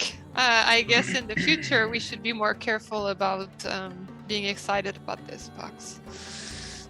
We should have contained our excitement and been more, clerical with Yes. our emotions. Yes, we should have contained our excitement. I'll make note of it. I'll do a better job tomorrow. This is a great learning today. I enjoyed the scene that we caused. Yeah. All right, what do you guys think about direction here? Just stepping out of character slightly. Should we go north through the hills? I think that's one option. Or I think we can sort of pass through the Thistle Forest and then find the river crux and follow it to Heatstroke. I'd say there are 2 options, like through the Dwarven Lands and along the coast through Weatherlight, or through the forest and following the river around Fortune. I like the to the north idea since you're dwarven and just seems like Yeah. out of danger. I think we start in going to Tharnham, and then we either go through this tunnel if it exists, or if it doesn't, we hug the hills to the east. Okay, sounds Okay. good. Are you all right with that? Yeah. Jen? Yeah. Mhm. Okay, then we shall head out of the north gate, Neil, and But head before towards we the do, we river need Tam. to shop for mirrors. Oh yeah. Oh, well, Wait, that's a good thing. I do have a question, fellow brother clerics. Do you believe there will be another town on the way where we could buy the mirrors? Because as far as I know, those are very heavy and complicated to carry. It Surely might be the- wise to buy them at the very last moment. The greatest mirrors in all of Eridon can be constructed in Milfaldor. And if the tunnels are in place, we should be able to find our way there easily. And we'll need mechanisms so we can angle them in the right way. I'm sure that the dwarves there will be able to assist us with that. That is true. We will also need some money to purchase said mirrors. And I true. doubt we have enough as of now. Right. Everyone started the game with 100 gold, and then I bought gear for all of you. So I think everyone... Jen, you've got the most money. You've been collecting it. You have the worst gear, but the most money because you've been saving it for such a ritual. You have 75 gold remaining. Prices. Ryan, you have the least amount of money because you've got the best gear that you've been carrying around with you. You're down to 10 gold remaining. And Rump, you're right in the middle. You've got part chain, part leather, so it's at 40 plus.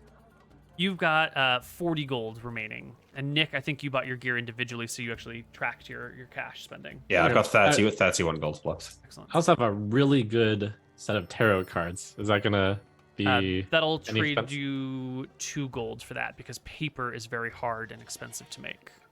great?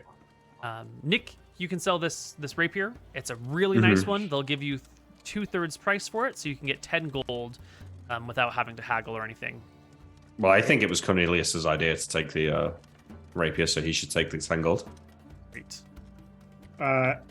I actually think it was Helen's idea to take the raise. Well, it was my idea, but it was your idea to sell it. So it was such a great idea for you to say to sell it. We'll put it in the coffers, and we'll find a good use for it. That's very kind of you.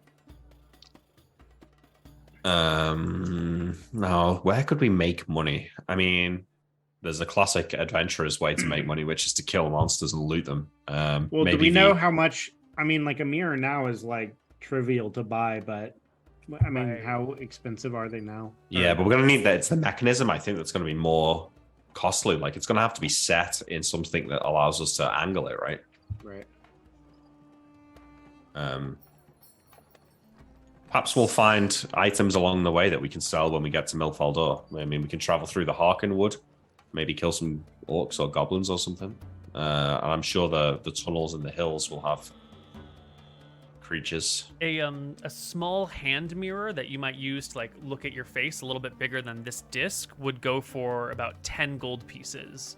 So if you wanted to use small mirrors, you might have the cash already. If you wanted to use larger mirrors that could reflect more sunlight, it would be quite a bit more expensive. Yeah, we're going to need more money, absolutely. Oh, we Well, will need the biggest mirrors in the whole lands. Yes. I correct the party and say, I believe all we will need are 4 hand mirrors positioned around the 4 corners of this stone. It's not about the size, but it's the intent. The way You sure use about it. that? Positive, I say. How do you know? Because I know all things. Is it your god that told you about this technology?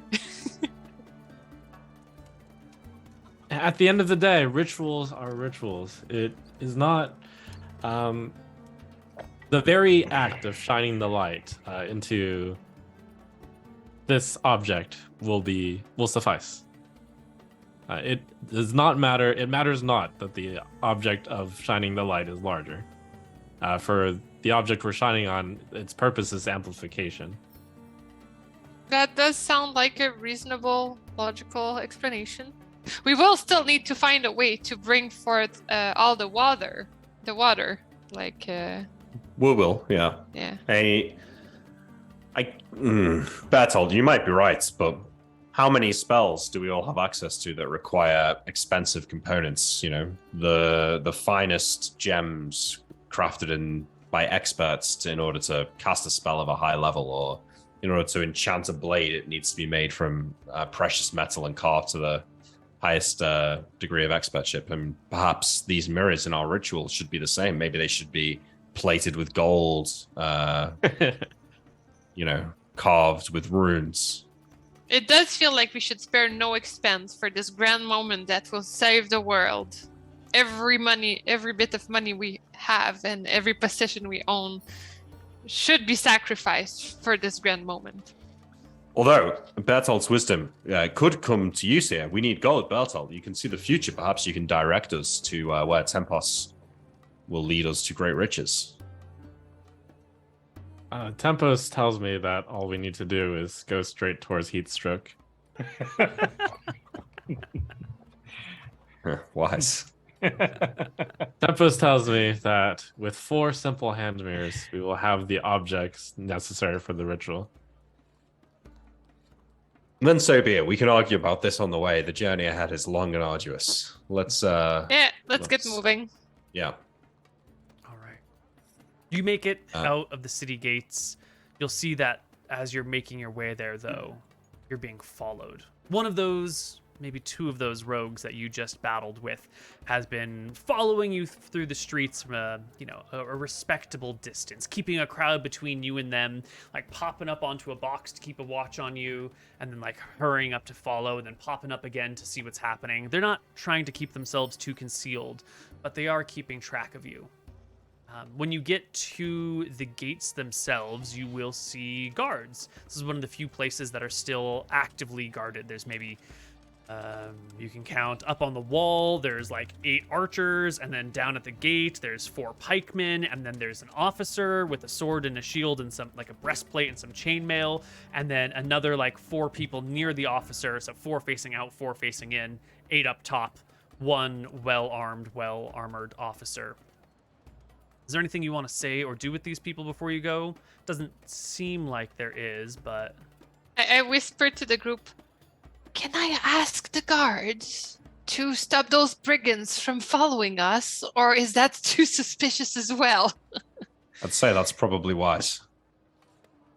Okay, that's good. I'm hoping these guards can be trusted. I go up to the guards. One of the hello. lower guards, the officer. Who is it that you speak to directly?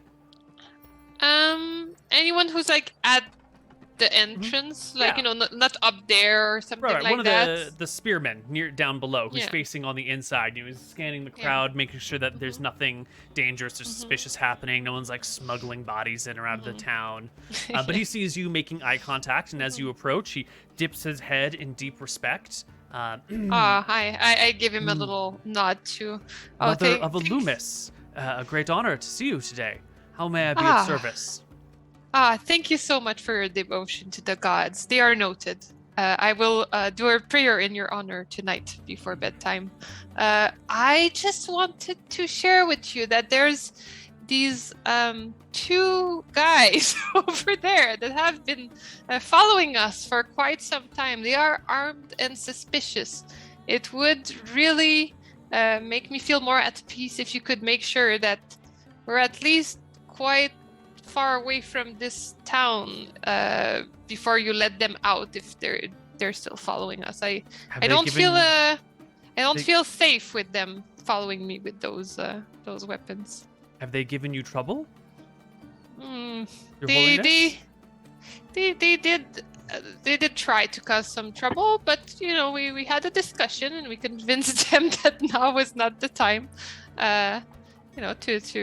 to challenge the authority of the gods. However, they kept following us, so I'm a little worried. I'd feel very much at peace if you kept them in while we walked away. I would be very thankful.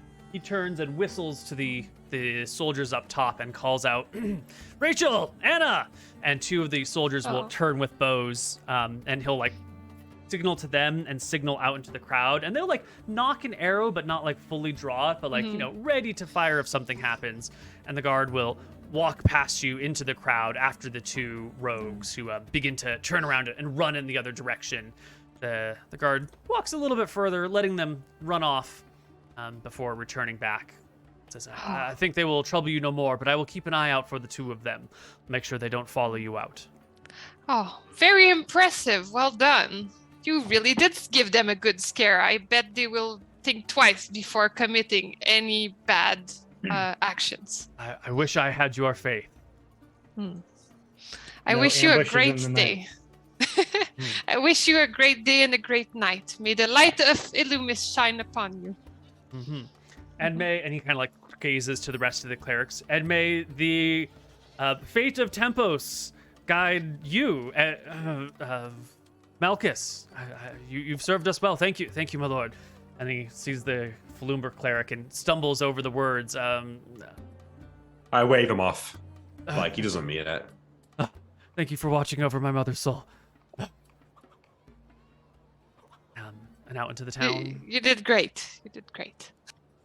Just so everyone is aware, I am riding Barney at this stage. Excellent. Barney can hold your weight, no problem. It's a Yep. sturdy mule. He's a good lad. Out of High Castle we go. We're going to take our second break right here. And when we come back, it sounds like the party's going to follow the Tam River to Confluence, and we'll see what happens from there. Catch you on the other side. Bye-bye. Hello, everybody, and welcome back to the Light of Illumis. Now that we're out on the road, late afternoon, we're going to get out of town and probably have to camp near the Tam River before too long, when an important question has been raised. Wait. So, as the sun begins to set, and it's that hour, you know, where the sun shines perfectly, and it's like really great light for pictures. Golden hour. Yeah, I look across my party and I consider them, and I think, damn, these guys, they be looking. and it's time to roll for hotness. I will go first and roll high, obviously. 13. That's a good-looking dwarf right there. That's a Yeah, that's good looking dwarf. Yeah. Slash R 3d6 if you want to roll your hotness. dear. Ellen. It's because I'm sunburned.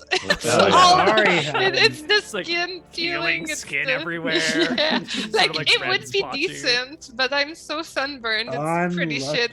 Unlucky. Mhm. Kerberos moves his eyes away Oh, from no! and he looks at Cornelius. Oh God.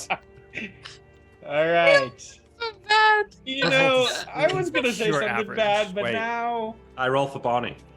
That's a good-looking donkey right there. Oh no, he's an average donkey. Couple of Wow. uggos. Oh. Oh. Cerberus looks across the party and thinks to and is himself, disappointed. I'm the most handsome one here. My That's mule's cuter than a couple of these. Listen, look at that ass. Ooh, Get it? low-hanging Fruit. Yeah. Get it? Yeah. Yeah. Yeah. You get it. All right. Our party makes their way to the Tam River.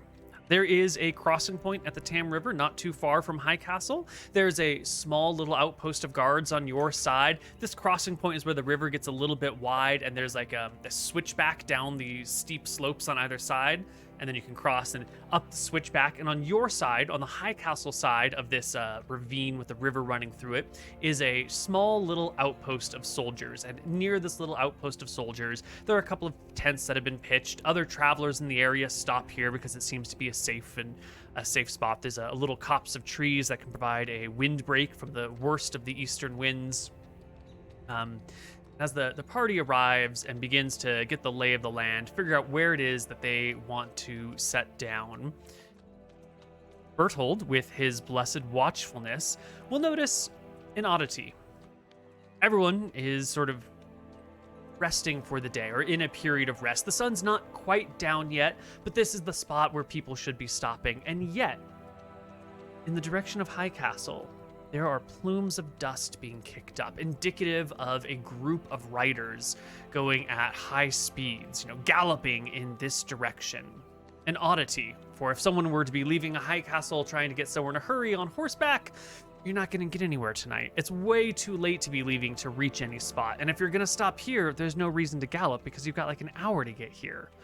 What are those plumes of dust and those horse riders meaning to you? Well, I'll just let the party know by saying those bandits, they followed us. They're trying to get us out in the open. I would be surprised if it was the bandits. It seems like a whole lot of means to have all these horses. Maybe it's something worse. That stone we just got stolen from a powerful necromancer named Count Vicious, I believe. Maybe he sent his men after us. Perhaps we should travel to the crossing and past the guards. Any pursuers will be at least slowed down. Yes, maybe we should rush there. That could maybe give us You can find an little alleyway. coverage. Yeah, are we close? Yeah, you were very near to this little outpost. Judging by the distance between you and the horses, you figure you could get down the valley and part halfway up the other side before the horses arrive. I mean, Do I can s- we be in the outpost? That Totally. seems safer. Yeah. Yeah, the outpost is just a couple of like semi-permanent tents that have been set up, and a little archery platform that's built out over the ravine just to give a little bit of better view and firing positions. So you could walk up and hang out right in and amongst the guards if you'd like. They'll acknowledge you and they'll, make sure you don't get too close to their stuff. They don't want any thieves or nonsense. They've set up like a little rope with some sticks in the ground to create like a gentle perimeter. You could walk over, it wouldn't be a problem. But just as a sign of like, don't come any closer to this. How Yeah. close would you like to get? I think we would just like to pass them and then camp within, 100 feet of them. Sure. Mm. Yeah. And we can just let them know, I'll say, my name's Kerberos. We're on a quest authorized by the king. I'm an advisor to his court, and believe we're being pursued by bandits and would like to rest here for the night. Please, rest. This is a safe place. No bandits will cause you harm as long as we are near. Do You're they a look good- pretty powerful? These soldiers, yeah. They have Just like maybe- proper armor and stuff. Well, the archers don't have any armor on whatsoever, but the spearmen have shields and like a mix of chain and leather. And there's a few proper knights here. Yep, you see 3 knights who have like plate mail with chain, like a breastplate and like chain limbs coming off the sides of it, scabbards with long swords, shields which are set away for right now, no need for them in use except for the one who's on duty, and then a couple of servants to like make food and tend to the horses. There's a small little stall with a couple of horses parked in it. Yeah, the knights are probably 5th level fighters, maybe 3rd level if times are really desperate. The soldiers all probably have, like the ones with spears and shield, probably have like 17 AC. Maybe 2 hit dice, +1 to hit, 2d4 damage. Pretty solid. Yeah, good enough, I would say. Probably a stronger fighting force than us, so. Yeah, Okay, great. All I right, well, do we feel make safer. camp. Yeah. Yeah, you make camp, and sure enough, the galloping horses arrive, and they get closer, and you can see that it is a group of 7. There are 5... I don't know what you would call them, henchmen, maybe?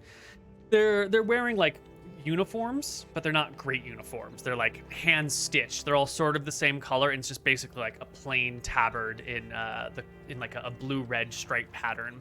And then there is one like proper mercenary bodyguard-looking guy who's got some scale mail, like orange colored scales that come all the way up and down, a shield on the side of his horse, a long spear which could be used as a lance or a fighting weapon, and then like a collection of other arms nearby, and a nice thick heavy helmet.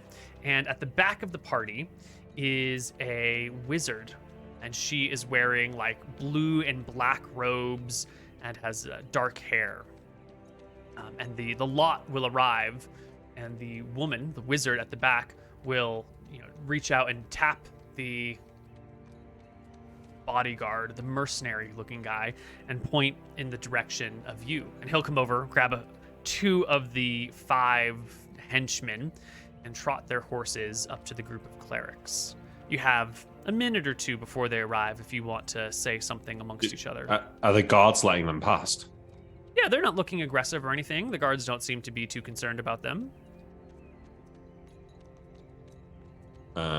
Do we recognize any of them from previously? Mm-mm, No. definitely not. Or the uniforms? They're like handmade blue and red striped uniforms. There's no symbols Doesn't of ring a a bell. noble house or anything. No, you've never seen this before.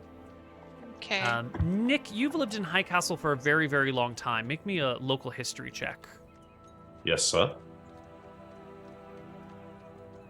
26. Yeah.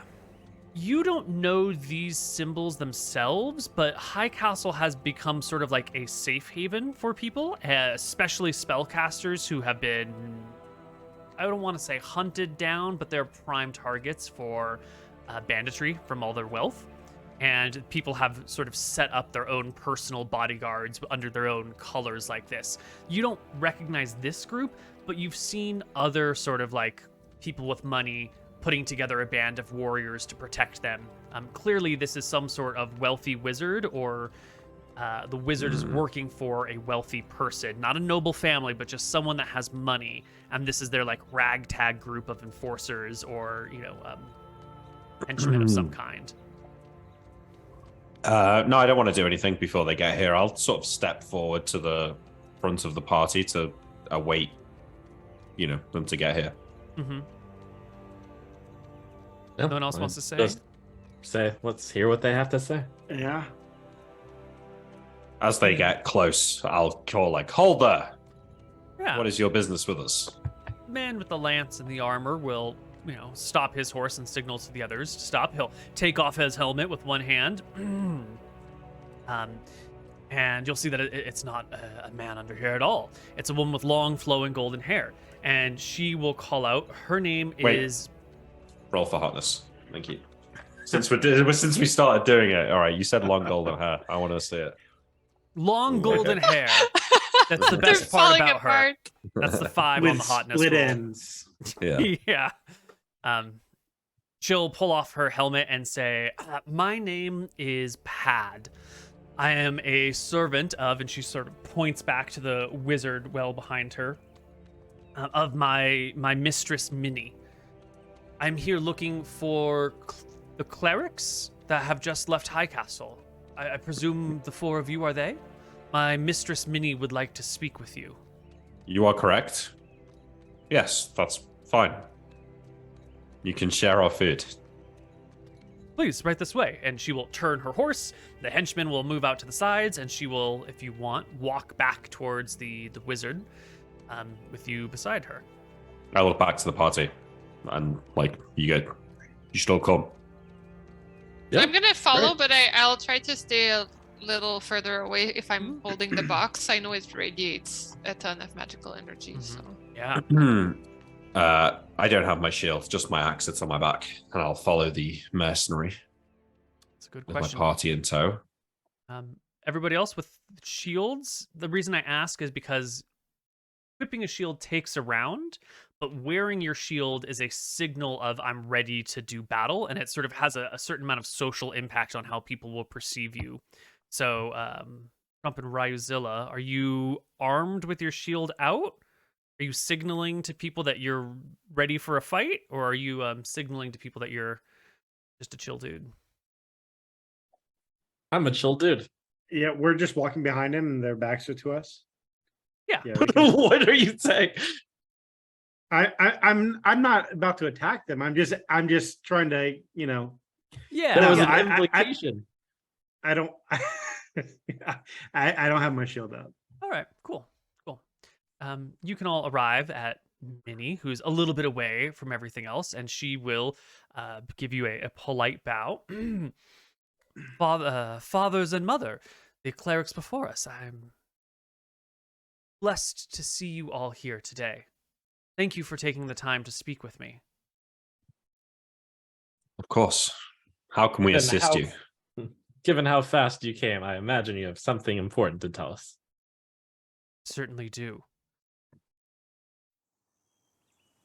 Not 4 hours ago, this very day, I was casting a spell routinely when I noticed something, a brightness in the detection path that could only mean one thing.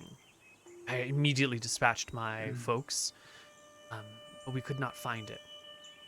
I cast another detect magic spell a little bit later and saw the emanations from beyond the gate. We rallied our horses, asked the guards at the gate, and they said a party of 4 clerics had recently gone through.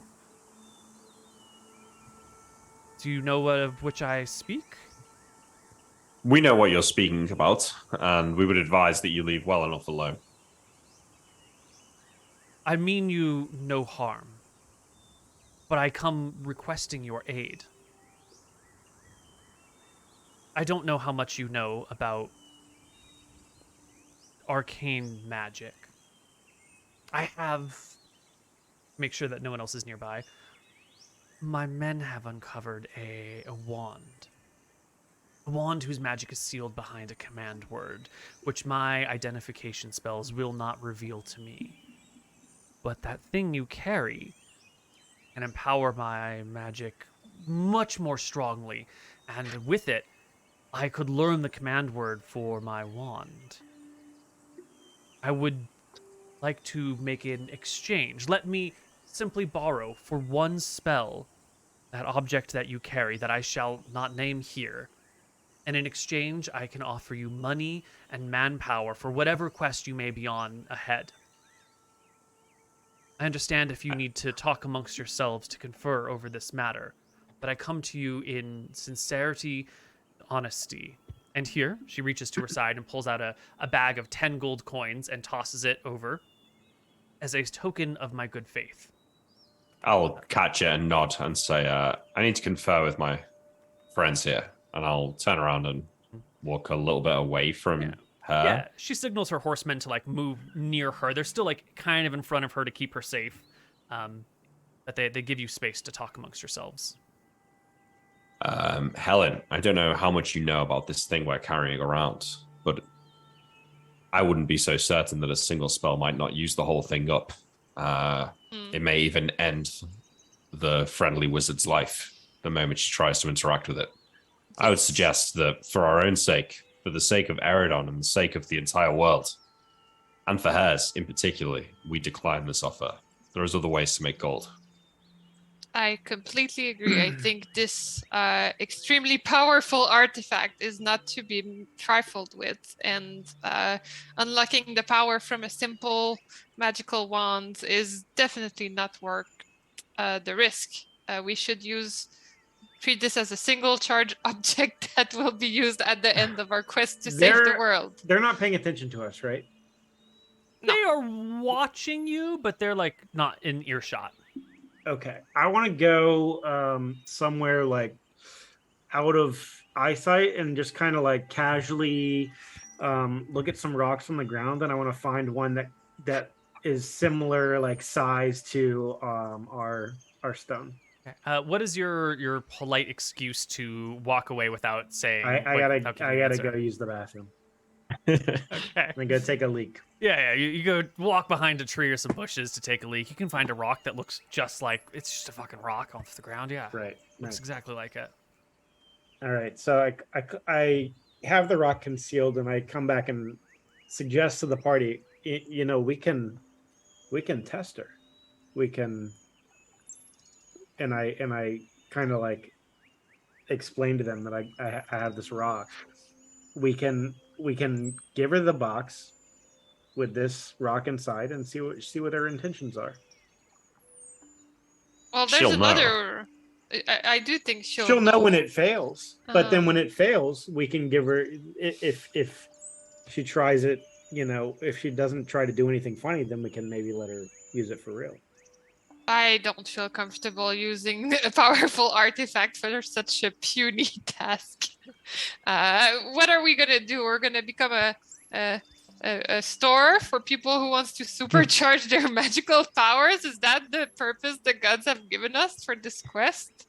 Well, here's the more important thing. I don't know if she realizes the great possibility that she will die if she casts a spell.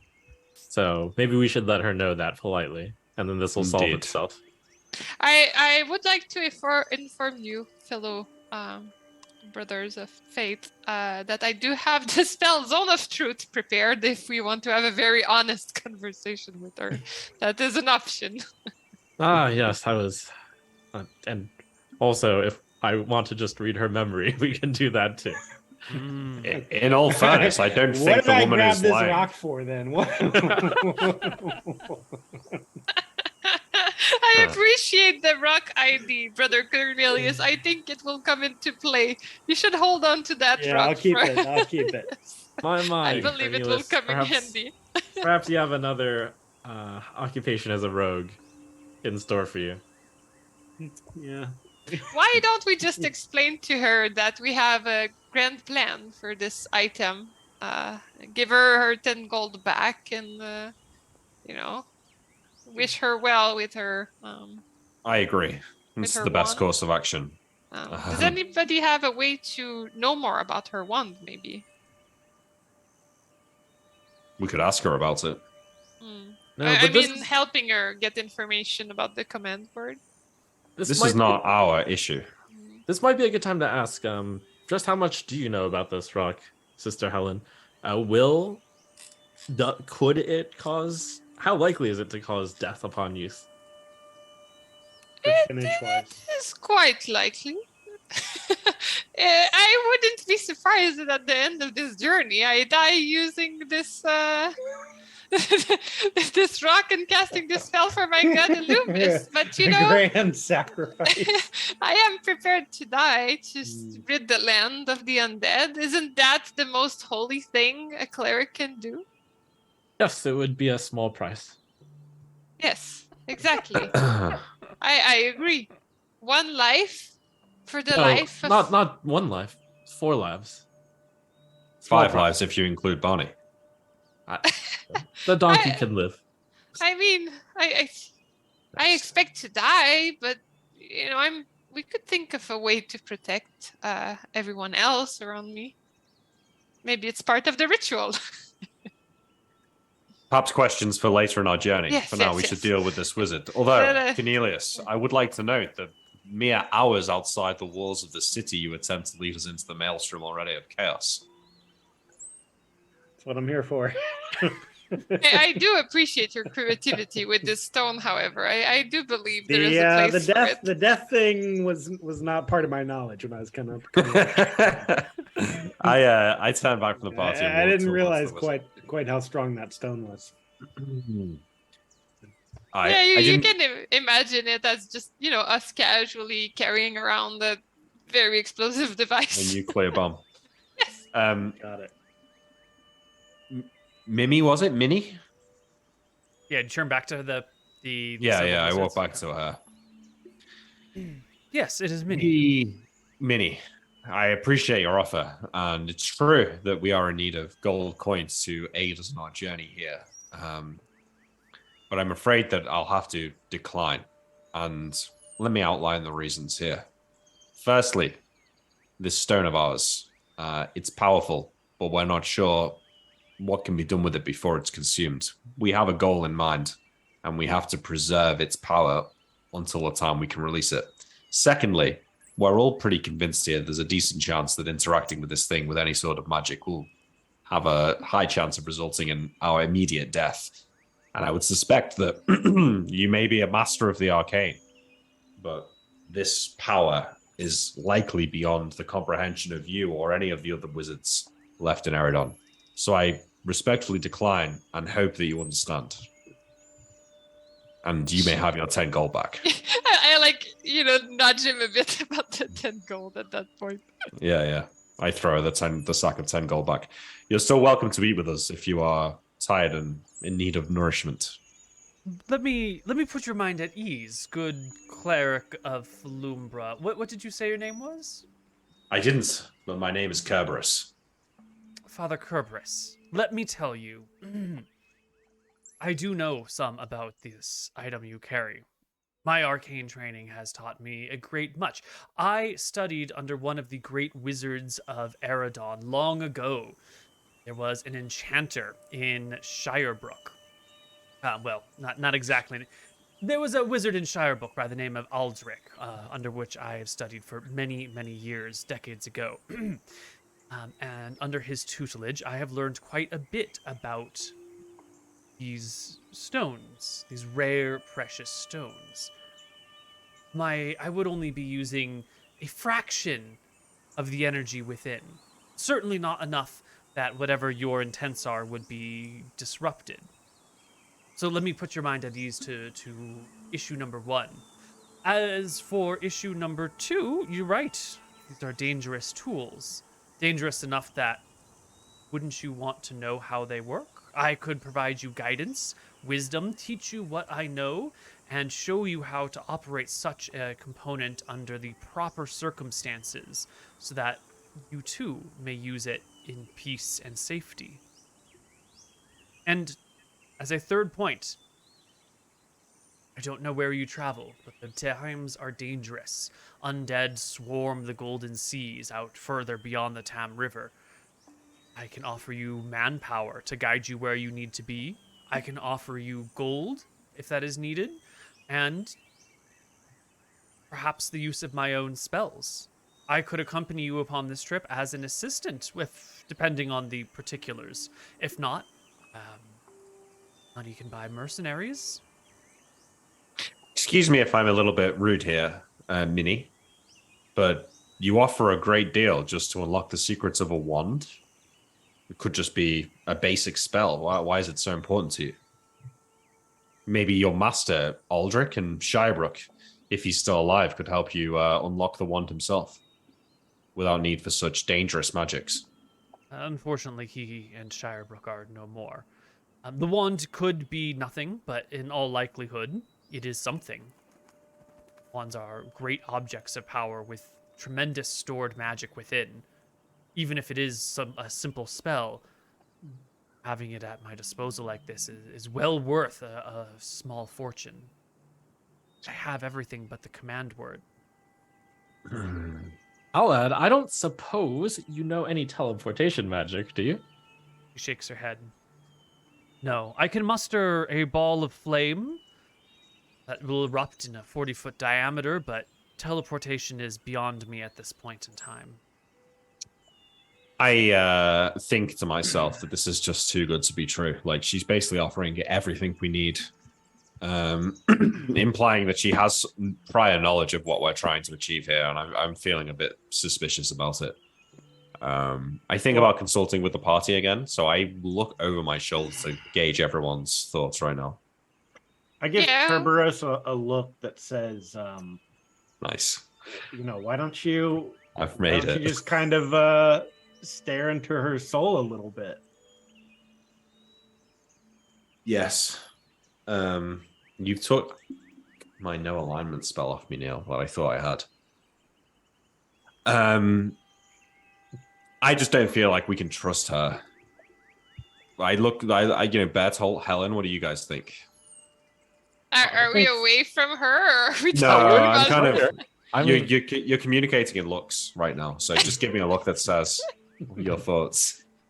I looked at your looks and conclude that you guys don't trust her. I was tempted to trust her because I tend to trust people in general, but I give a look that says maybe I should cast Zone of Truth.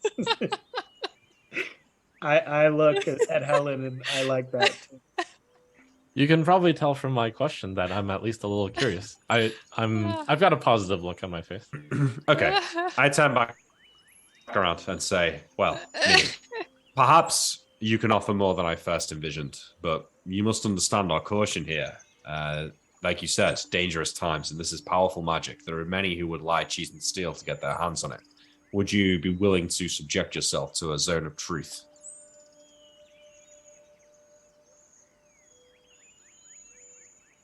Yeah, yes, I would. Interesting. I literally say that out loud. Excellent. It's exactly as I expected. Yes. Then- She dismounts Why don't from you- her horse, as does her bodyguard. The other 5 remain mounted. Why don't you command your guards here to make camp for the night, and you can eat with us. We'll discuss and converse on the subject, and when the sun sets, we'll cast our spell. Splendid. We did not bring anything with which to make camp. We expected to return to the city. But we can prepare whatever it is that camping supplies you brought. Did you bring tents or food or things with which to cook? We totally bought all that before this session with our gold and have bedrolls and everything. Then excellent. I shall unpack it off of your mule and set it up. And she snaps her fingers to her guards, and 2 of them dismount and begin to make your camp on your behalf. I go over to Barney and I don't let them touch him. I will unpack the stuff from my mule myself. Thank you. Okay. Right. And I will lead Barney to a nice tree. A nice So tree, kind of like you. one of those trees, right, where there's no sheep around and the grass is really nice and long. There's a few sort of interesting, like dandelions and other stuff in there. I tie him to that tree. He's gonna have a good night. Mm-hmm. Mm-hmm. Yeah. Campfire can be set, tents will be pitched, bedrolls rolled out. The food that you brought earlier, Jen, please subtract 20 gold from your character sheet since you bought all this stuff earlier. I'll Crap, pay. Okay. I'll pay for it. It's all right. I got it. Sure. Camp gets made. You can see Minnie very quickly settles down into a very calm state. She sits sort of cross-legged as her henchmen wander around doing things. Her personal bodyguard, which is the relationship that you seem to be getting here, stands near her, like right behind her and off to the side a little bit. Doesn't take his hands, far from his hips. He's always ready for combat, but in these trying, difficult times, it's his position. And soon enough, the sun begins to set, and the henchmen have made whatever stew that you have supplies for, or whatever, burgers or trail rations, whatever it is that you packed. Jen, would you pack? Or Nick, since you bought the food, would you pack? Traveling rations. So it's going to be bits of cheese, some nuts, some dried fruit, some jerky. Maybe though, actually, since this is our first day out of town, maybe I have some like fresh meat just for this first day that we can cook in the stew. Obviously, it'll go bad, but we can save the dry rations for later in the journey. Excellent. All right. It is So we've so. probably got some like goat or something. Mm-hmm. It's all been packed and made, and everyone sits down, enjoys a nice little meal. The guards talk mostly amongst themselves. They don't really seem interested in what's going on over here with all these clerics. You would know as a cleric, some people love you, and some people are like, ooh, gotta stay away from those clerics. There's too much judgment happening over there. So this behavior of people keeping a certain distance is not at all unusual. The bodyguard doesn't say shit because that's his job. And Minnie makes, polite conversation about who you are and where you come from. She asks each of your names and your towns of origin and tries to get like a little backstory. How receptive are you to revealing your origins? I am, yeah. Yeah. Cornelius? Yeah, just nothing too revealing about what we're doing, but like in the past, sure. Okay. What about you, Berthold? I'm extremely revealing because what I see is a chance to make our journey at a much higher chance of success. Mm-hmm. And Helen? I'm pretty transparent about why what caused me at least to leave, where I come from. Yeah. Travel across the sea, and then the horror I've lived when I realized there were, the lands were in shambles. But I don't talk about, the divine quest and all that. Right. Also, I don't personally have the Zone of Truth spell, but I figure I'd know about it. Yeah. Mm-hmm. Definitely. Could you tell me about how long it'll last and how many people it can affect? It will last 1 round per level. 1 round is what, a minute? 1 minute? Yeah, a minute. And we're level 5. So 5 minutes, yeah. So it will last 5 minutes. And its size is a 25 by 25 foot square. So as many people as can fit in 25 by 25. Okay. big. I will, in the open here, say, since we all seem to be on the same side here, would you all agree to be in the Zone of Truth as well? Yeah. I, of course, will agree. I will. Of course. Yes. We all look at Cornelius. Oh, okay. Before we get into that, sorry, go ahead. I will specify that it is possible for somebody to attempt to resist the Zone of Truth and successfully do so. That Would is you true. know if they resisted? No. I don't think so. I look at Minnie. So, Minnie, you know what's in our box. Perhaps I could get a look at that wand of yours? I'm interested. Yes, she considers after a moment and heads back to her horse and unpacks a cloth from it and unwraps it, revealing to you a wand made out of nickel. And it has like a little etching that creates a spiral all the way down from like the thick end, which is maybe a half-inch in diameter, all the way down to the fine point over a course of, what is like a foot and a half, maybe 2 feet long. Okay. I mean, I take a look at it. I don't think there's much I can discern from it. Yeah. Minnie, do you have the identification spell prepared today? No, I cast it yesterday. I did not expect to be in this spot of fortune. I did bring my spell books with me, though, and if we come to an agreement, it isn't a long spell. It does take 8 hours to cast. I would prefer to do it within the confines of my study. If your mission is not time urgent, we could head back to my castle together, and I would spend the day in preparation. I mean, how certain can you be that this stone won't explode or erupt into flames when you try and cast magic on it? Because you're right, maybe you'll only use a portion of the power, but if it goes wrong, the whole thing could be destroyed, couldn't it? She nods. Yes, it is dangerous. The important thing when dealing with stones like this is to consider them as a component. They are not the thing through which you channel your magic. They're the flavoring and the seasoning upon your spice. You don't want to oversalt your soup. You don't want you don't want to you wouldn't cast an identify spell through this rock. You would say, with identify in particular, I would use the rock and scrape it gently in the circle around which we were going to cast the spell, and then the wine for the identify spell I would pour over the rock. Thus, we would take a small fraction of the power and imbue it in the ritual itself, rather than bringing the whole stone into force in the moment. The idea is to amplify without overcharging. That answer your question?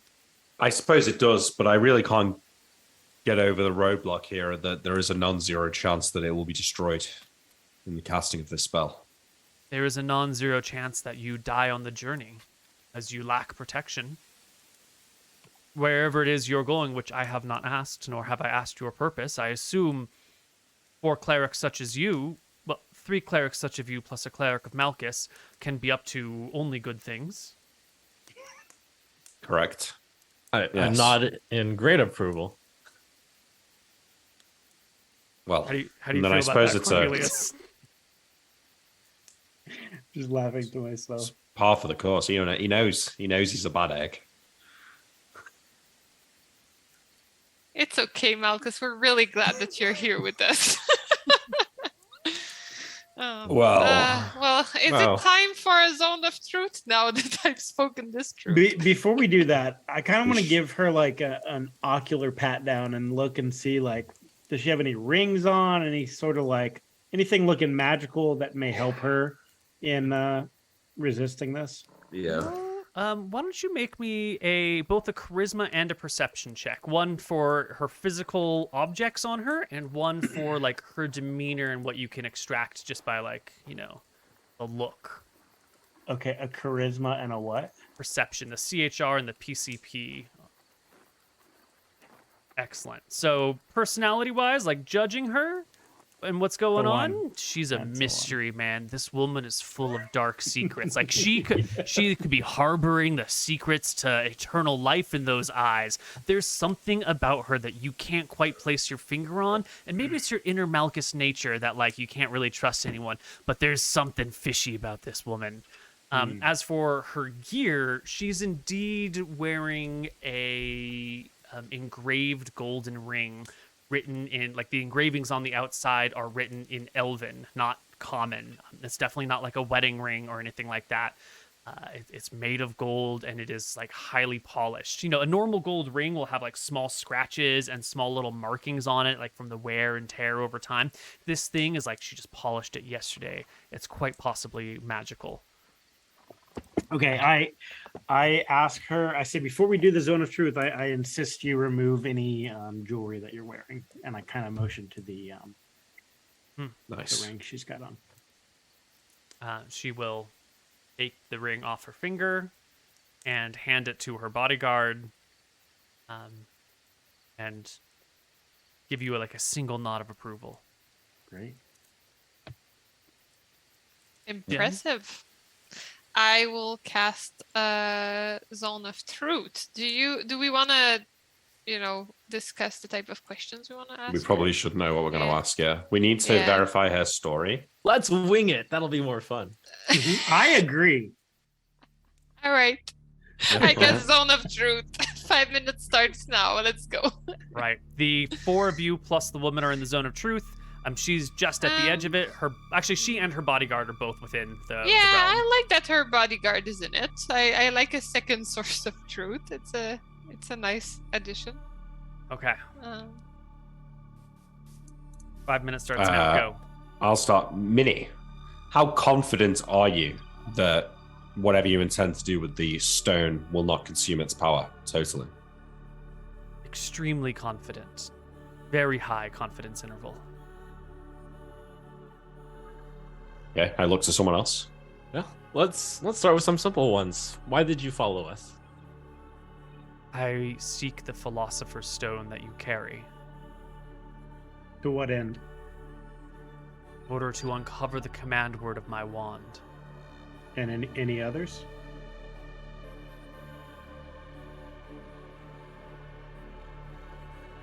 My intent in searching you is for the command word of my wand.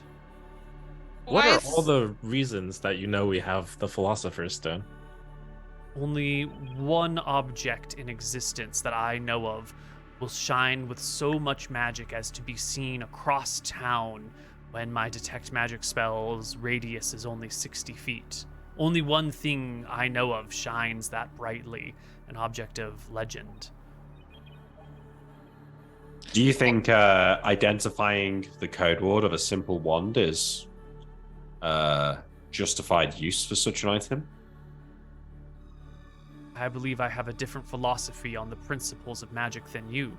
What does magic do but serve our purposes and our needs? A Philosopher's Stone is a tool to an end. Why is this wand so important to you?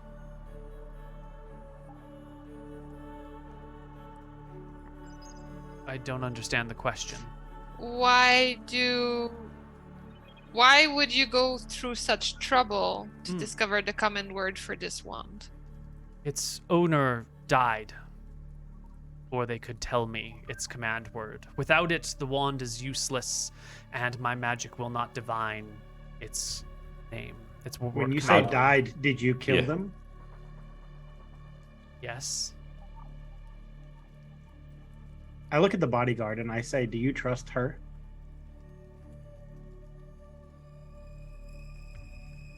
That's some chaos you're causing there. I trust her to pay me, he says. Do you That trust is- her to be truthful? Yeah, I feel like he's being dodgy in the zone of truth. Why did you kill your old master? I did not kill my old master. Or I mean, the previous owner of the wand, of this wand. She looks to her bodyguard for a moment, and you can see like she's trying to do something, but the words aren't coming. And eventually, she says, "We had a difference in agreement over who should own the wand." Do you have any any part of the dead previous owner? Perhaps this could be solved with a simple speak with dead spell. It has been tried. And what was the problem? Shakes her head. A satisfactory answer could not be reached. After using this stone, do you intend to give it back to us?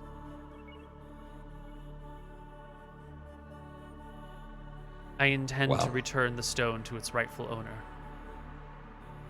Okay, and who is the rightful owner of this stone? Objection. I do not know which of you four is the rightful owner of this stone, but at this time, that is who it is. I'm sure it belonged to someone before you took it from them, though. Who that is, I do not know.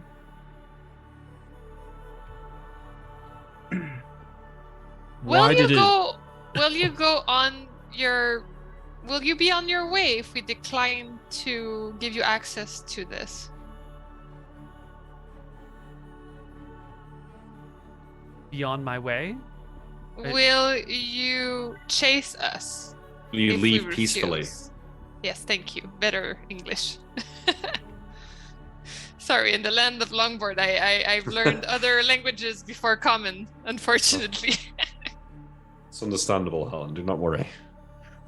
Your Solomese is far better than mine, I'm sure. I will not attack you in this place. In this place. I see. Of course. Not with the guards present. Should we trust you? I would like you to. I That's think not an that answer to is my question. A good idea. Should is subjective. You find me If- handsome? No. Yes, very. Actually, she says as Jen realizes the spell is up, and she a smile comes across her face as she says, "Yes, very." I give a look to the other that says the spell is over. No, It the must last be. question was still within the confines. I'm sure of it. Yeah. Well, thank you for being so honest with us. I think we should all confer one more time. We will I have an agree. answer for you in the morning, Minnie. It is advised to sleep on such matters. And you should prepare your identify spell at the same time. Yes. I believe it is obvious that the stone is so important that normally things I would be uncomfortable asking due to privacy concerns, I would not, but this seems like a good time to do so. Would you allow me to witness the moment that you killed the previous wand's owner? Excuse me? What do you This mean would be witness? That it's long in the past. This would be done through casting a memory read on you and living that memory as if it were mine. It was an unpleasant encounter. Do not wish to relive it myself. But if it will give you peace of mind, then yes. Yes, you may. If you promise to me, Cleric of Tempos, that memory and that memory alone is the one you wish to read, then yes, I will subject myself to your intrusions. It is a judgment of character and the judgment of why you deem this one so important. So I believe it is the right memory to read. It would make me feel a lot more comfortable. So yes, that is the memory. She motions her bodyguard to step away. She sort of like shakes herself loose. It's been getting on and towards evening, so she'll take off the hood that she was wearing that was like keeping her warm, and pull her hair back and prepare herself. I think for this spell you have to be probably touching her head in some way, shape, or form. So why don't you describe how what it looks like? Are you standing in front of her, behind her? Are you sitting? Is it her head, or is it like her palms you're holding? What does it look like when you cast Read Memory? Are your eyes closed? Are they open? I think I'll take out I'll take out this very valuable looking piece of linen cloth. It's got threads of gold in it, and I place it on top of her head, and I am touching that cloth. Okay, so the cloth is the conduit between her mind and your body. Mm-hmm. Okay. Now, I apologize for subjecting you. Actually, you will not be... Well, I am causing you to remember it now, but you will not have to live through the same thing that I am experiencing. Okay. So I think that this goes in 1/50th the actual time, so you can view like an hour of memory in about a round.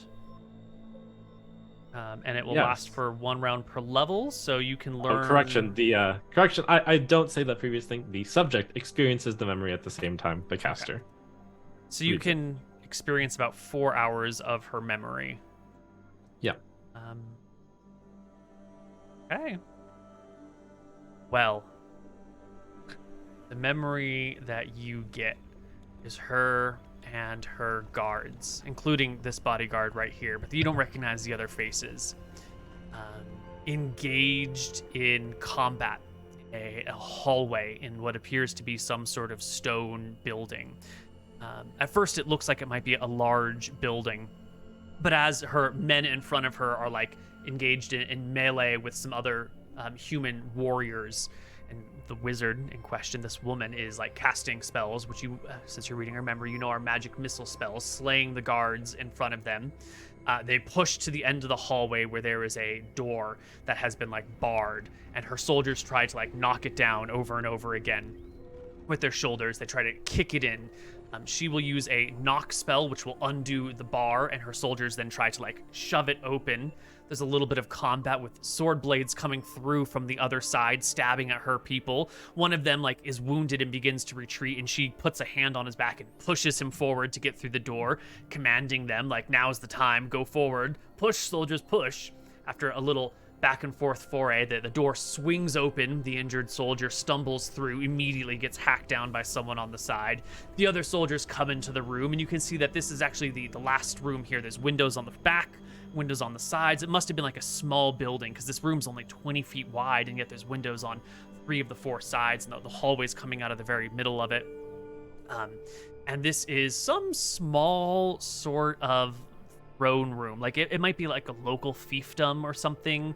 And it's definitely in a state of decay. Like maybe the people who are in here have recently occupied it and haven't had time to like sweep up because there's dust and dirt everywhere. There's like some crap lying around. There's a tapestry that's maybe 15 feet off the ground where the base of it is, and it's like sort of cockeyed and sort of burned from some previous engagement, and whoever it is here right now didn't take the time to like reposition it. And across the room on the dais just below the tapestry are 2 soldiers with a woman behind them, a spellcaster of some sort, and then the 4 soldiers who are fighting right here in the front entryway. And without so much as like a how do you do, without so much as a question, the spellcaster whose memories you're reading throws a fireball down the hallway, down the room, hitting the back of the room, burning those folks, engulfing the soldiers, including one of her own, in the large fireball blast.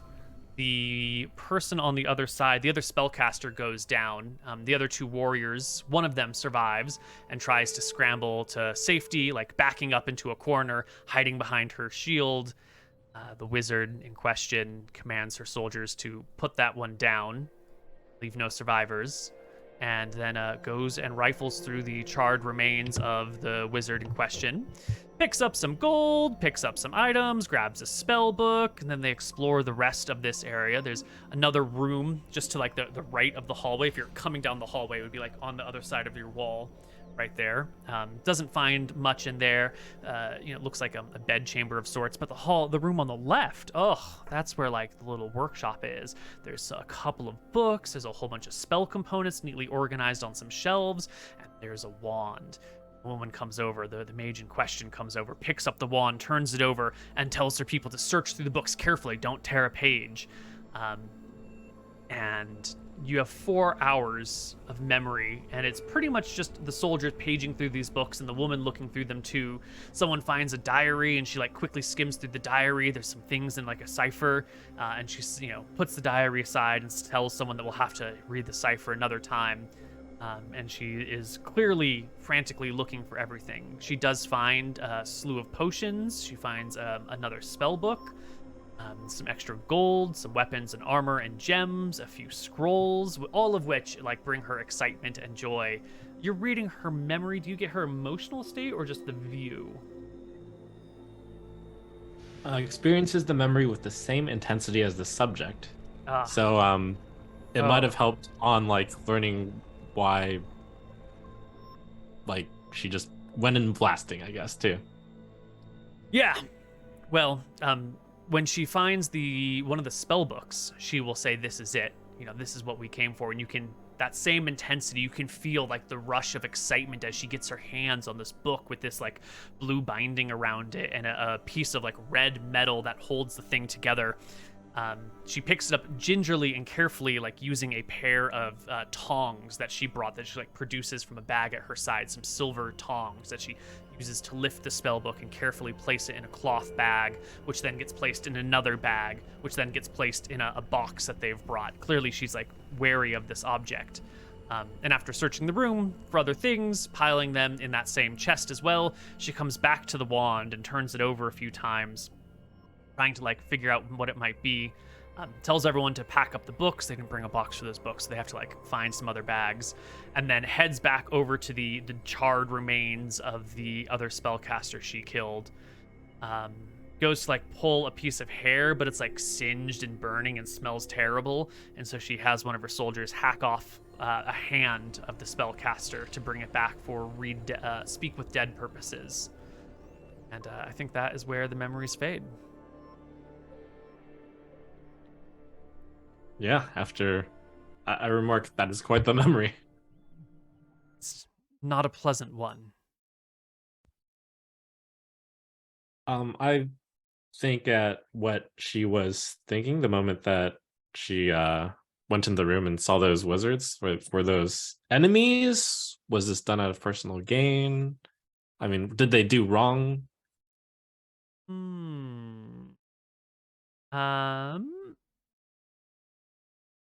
Because you have plenty of time left, because that definitely didn't take 4 hours. So you begin to probe her other memories that might be Oh no, related no, to just this. Or were you asking the, her? I was asking about that memory. This is a question to the wizardess, right? No, No. like I experienced that memory, so I wanted to know what I experienced. Gotcha. When, Right. When she came in, was she experiencing or feeling? Is this for revenge? Was this for greed? This was pretty clearly not about revenge. Like, there's a sense of recognition of the other wizard, like I know who you are. You're the one that I'm expecting to be at the end of this room. But there wasn't any strong emotion attached to this other person. It wasn't hatred or vengeance in her heart. It wasn't justice. Like, thank God we finally brought the killer to justice. It was just like, that's the one. There she is. Any other things you want to read into? No, I will respect her wishes and only read that memory. Well, that's it then. The spell ends. The woman looks to you. Well, clearly you are what you say. You are trying to use the stone to identify this wand. I confirmed to her in the party. Good. As I said, I think I would prefer to sleep on it, Minnie. I'm sure you can take the night here. My men and I have neither tent nor bedding. High Castle's but a 20-minute gallop from here. Perhaps we'll come by in the morning near dawn and speak with you then. That sounds very Oh, reasonable. it was that close. Okay. Yeah, We really didn't get very far from our starting point. We probably should have just stayed in the pub. It's fine. 20-minute gallop is like a 2-hour walk though. Yeah, it's okay. Oh, No. that's We true, we yeah. made Yeah, some route. Yeah, it's good. All right. While you're here, I did want to say there was one major thing that concerned me in your responses. You mentioned you intended to you didn't sound like you were going to give the stone back to us after you used it. I think it's interesting how two people can hear the same words and derive very different meanings from it. But is that not what the soothsayers of old are known for saying one thing and meaning two? I don't agree with your interpretation, but I respect your diligence.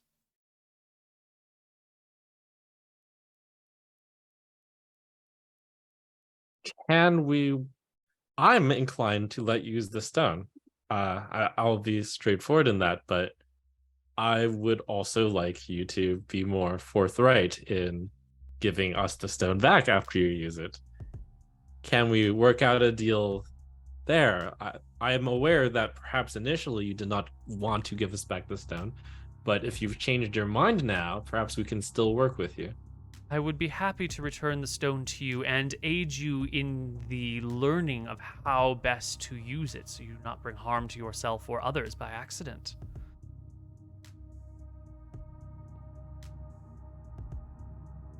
Wonderful. Well, it sounds like we've got a lot of food for thought to mull over in our sleeps and pray to the gods for advice. I wish you a good and restful night. And we will tell you tomorrow our verdict. May Illumis shine brightly upon all of us till the end of our days. Oh, lovely to know that you're also a believer in Illumis. He lights my way each and every day. Wonderful. That does make me feel better. Have a wonderful night. Thank you for your time, she says as she gets up and heads off with her soldiers. They remount their horses and start with the trot and then pause maybe 500 feet away or so. Talk amongst themselves for a little bit and then the whole lot of them, all 7, gallop off in the direction of High Castle, disappearing into the night. You lose sight of them after, probably another 1,000 feet or so. Right, after they left for a little bit, I collapse. I was putting on a brave front. That is a side effect of this spell. I don't trust her. I don't think we should give her the stone. I agree, but it also feels like the day is running out and we should sleep on it and then discuss about it when we wake up. Well, I would tomorrow. say if our answer is no, we should leave before dawn. This woman is quite clearly capable of rapid violence. Wouldn't she be able to track us down anyways? Would she? Perhaps not. How far away and distance are we from the town right now? 2 hours, which is like 8 miles? No, 5 miles? Okay. It seems like this object maybe... Do we want to do run an experiment to see how far away we can sense this object from with detect magic? Well, we have the box, the Faraday cage. Right. I mean, one of us will walk back to town and then cast detect magic and try to see if we can sense it. It's a 2-hour trek and the sun is set.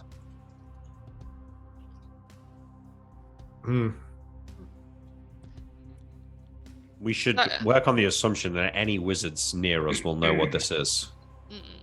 That is correct. Okay. I'll be more straightforward. I was trying to give us a way out since I know Nick it's super late for you, and I was like, we should sleep on it. Well, yeah, I don't know. Feel like this can go on a long time. I don't know if Neil needs to know our answer before the next session is what I'm worried about. Nope. I can run and roll with anything you want, but it might be nice if you wanted to, if you want to bail, then we could say you leave in the night. That's a nice ending point. Or if you want to talk, let's just have a vote. Let's have a vote. I vote that we leave before dawn. I vote that we did not give the stone to this person, but I don't have a strong position on, leaving before dawn, telling her we're not gonna do it, and if she wants to fight us, it looks scary, but so be it. But I'm not against leaving before dawn either.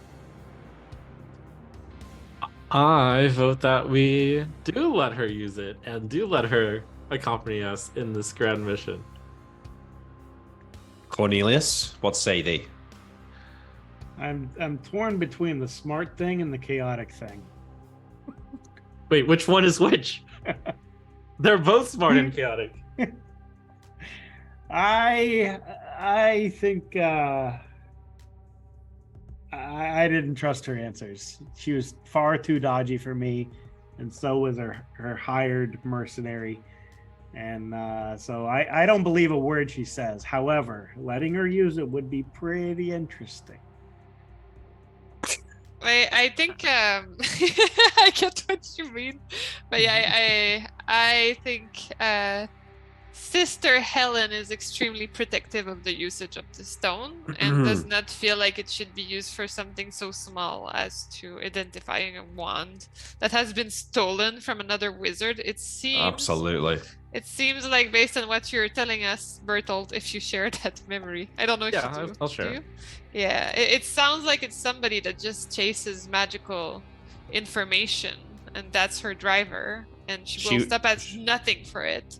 She won't give it back either. Like, I reckon even if she thinks she'll give it back now, once she has hold of it and uses it to cast a spell, she'll be like, why the fuck would I give it back when I could just use this to blow them up and keep it for myself? I believe Sister Helen believes that this is our first test sent to us by the unholy. We must resist in the name of our gods.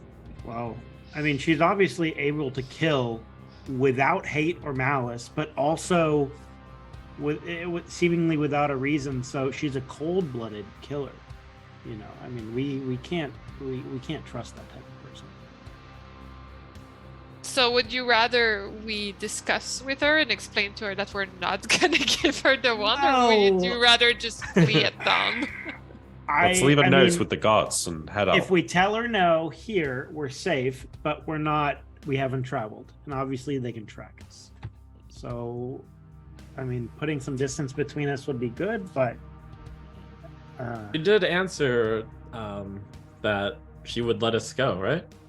I don't trust her. I don't trust her. she That was said- under the zone of truth. Yes, She in can the zone lie. of truth, she tried to avoid the reality by saying she would let us go for now. Yeah. At She that said she wouldn't moment. kill us. She wouldn't attack us here, she said. Yeah, here with the guards. I but think that was a there separate without question, the guards. but I believe there was a question of if we decide not to let her use it, could we go our separate ways peacefully? And that was a yes. She said yes here. Like it was very specific Yes. to this moment. Mhm. Okay. Or this Yeah. location, I thought. Yeah, this location with the Mhm. guards. Yeah. So it sounds like it's 3-1 on not trusting. Okay, that's good. But should I we? changed my vote. Let's leave. Okay. Should we just leave a note with the guards, politely declining, and we'll head out before dawn? I think our Oh. absence is note enough. I enjoy a good note, you know. If she I think we actually should- had good yeah. intentions, it feels Yeah. more polite too. We should have a semblance of politeness here because she is rash and she is violent. So if she feels affronted, she may chase after us. If she feels respected, she might just move on. Or any of Uh, you particularly well versed in etiquette?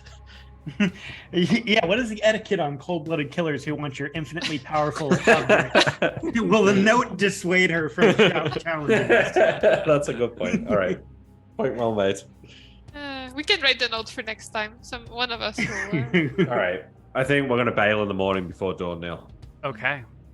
Well, that will wrap us up for our first session of The Light of Illumis. We will be back next week at the same time for our second session. Thank you, everybody, for coming together. This group is perfect. I'm very excited for the next couple of sessions here. Anyone want to say anything before we head out? I'm really thankful for everyone to be assembled here today. Not just the clerics, but the people behind the clerics and the DM as well. Like, it's so cool to have this whole group together.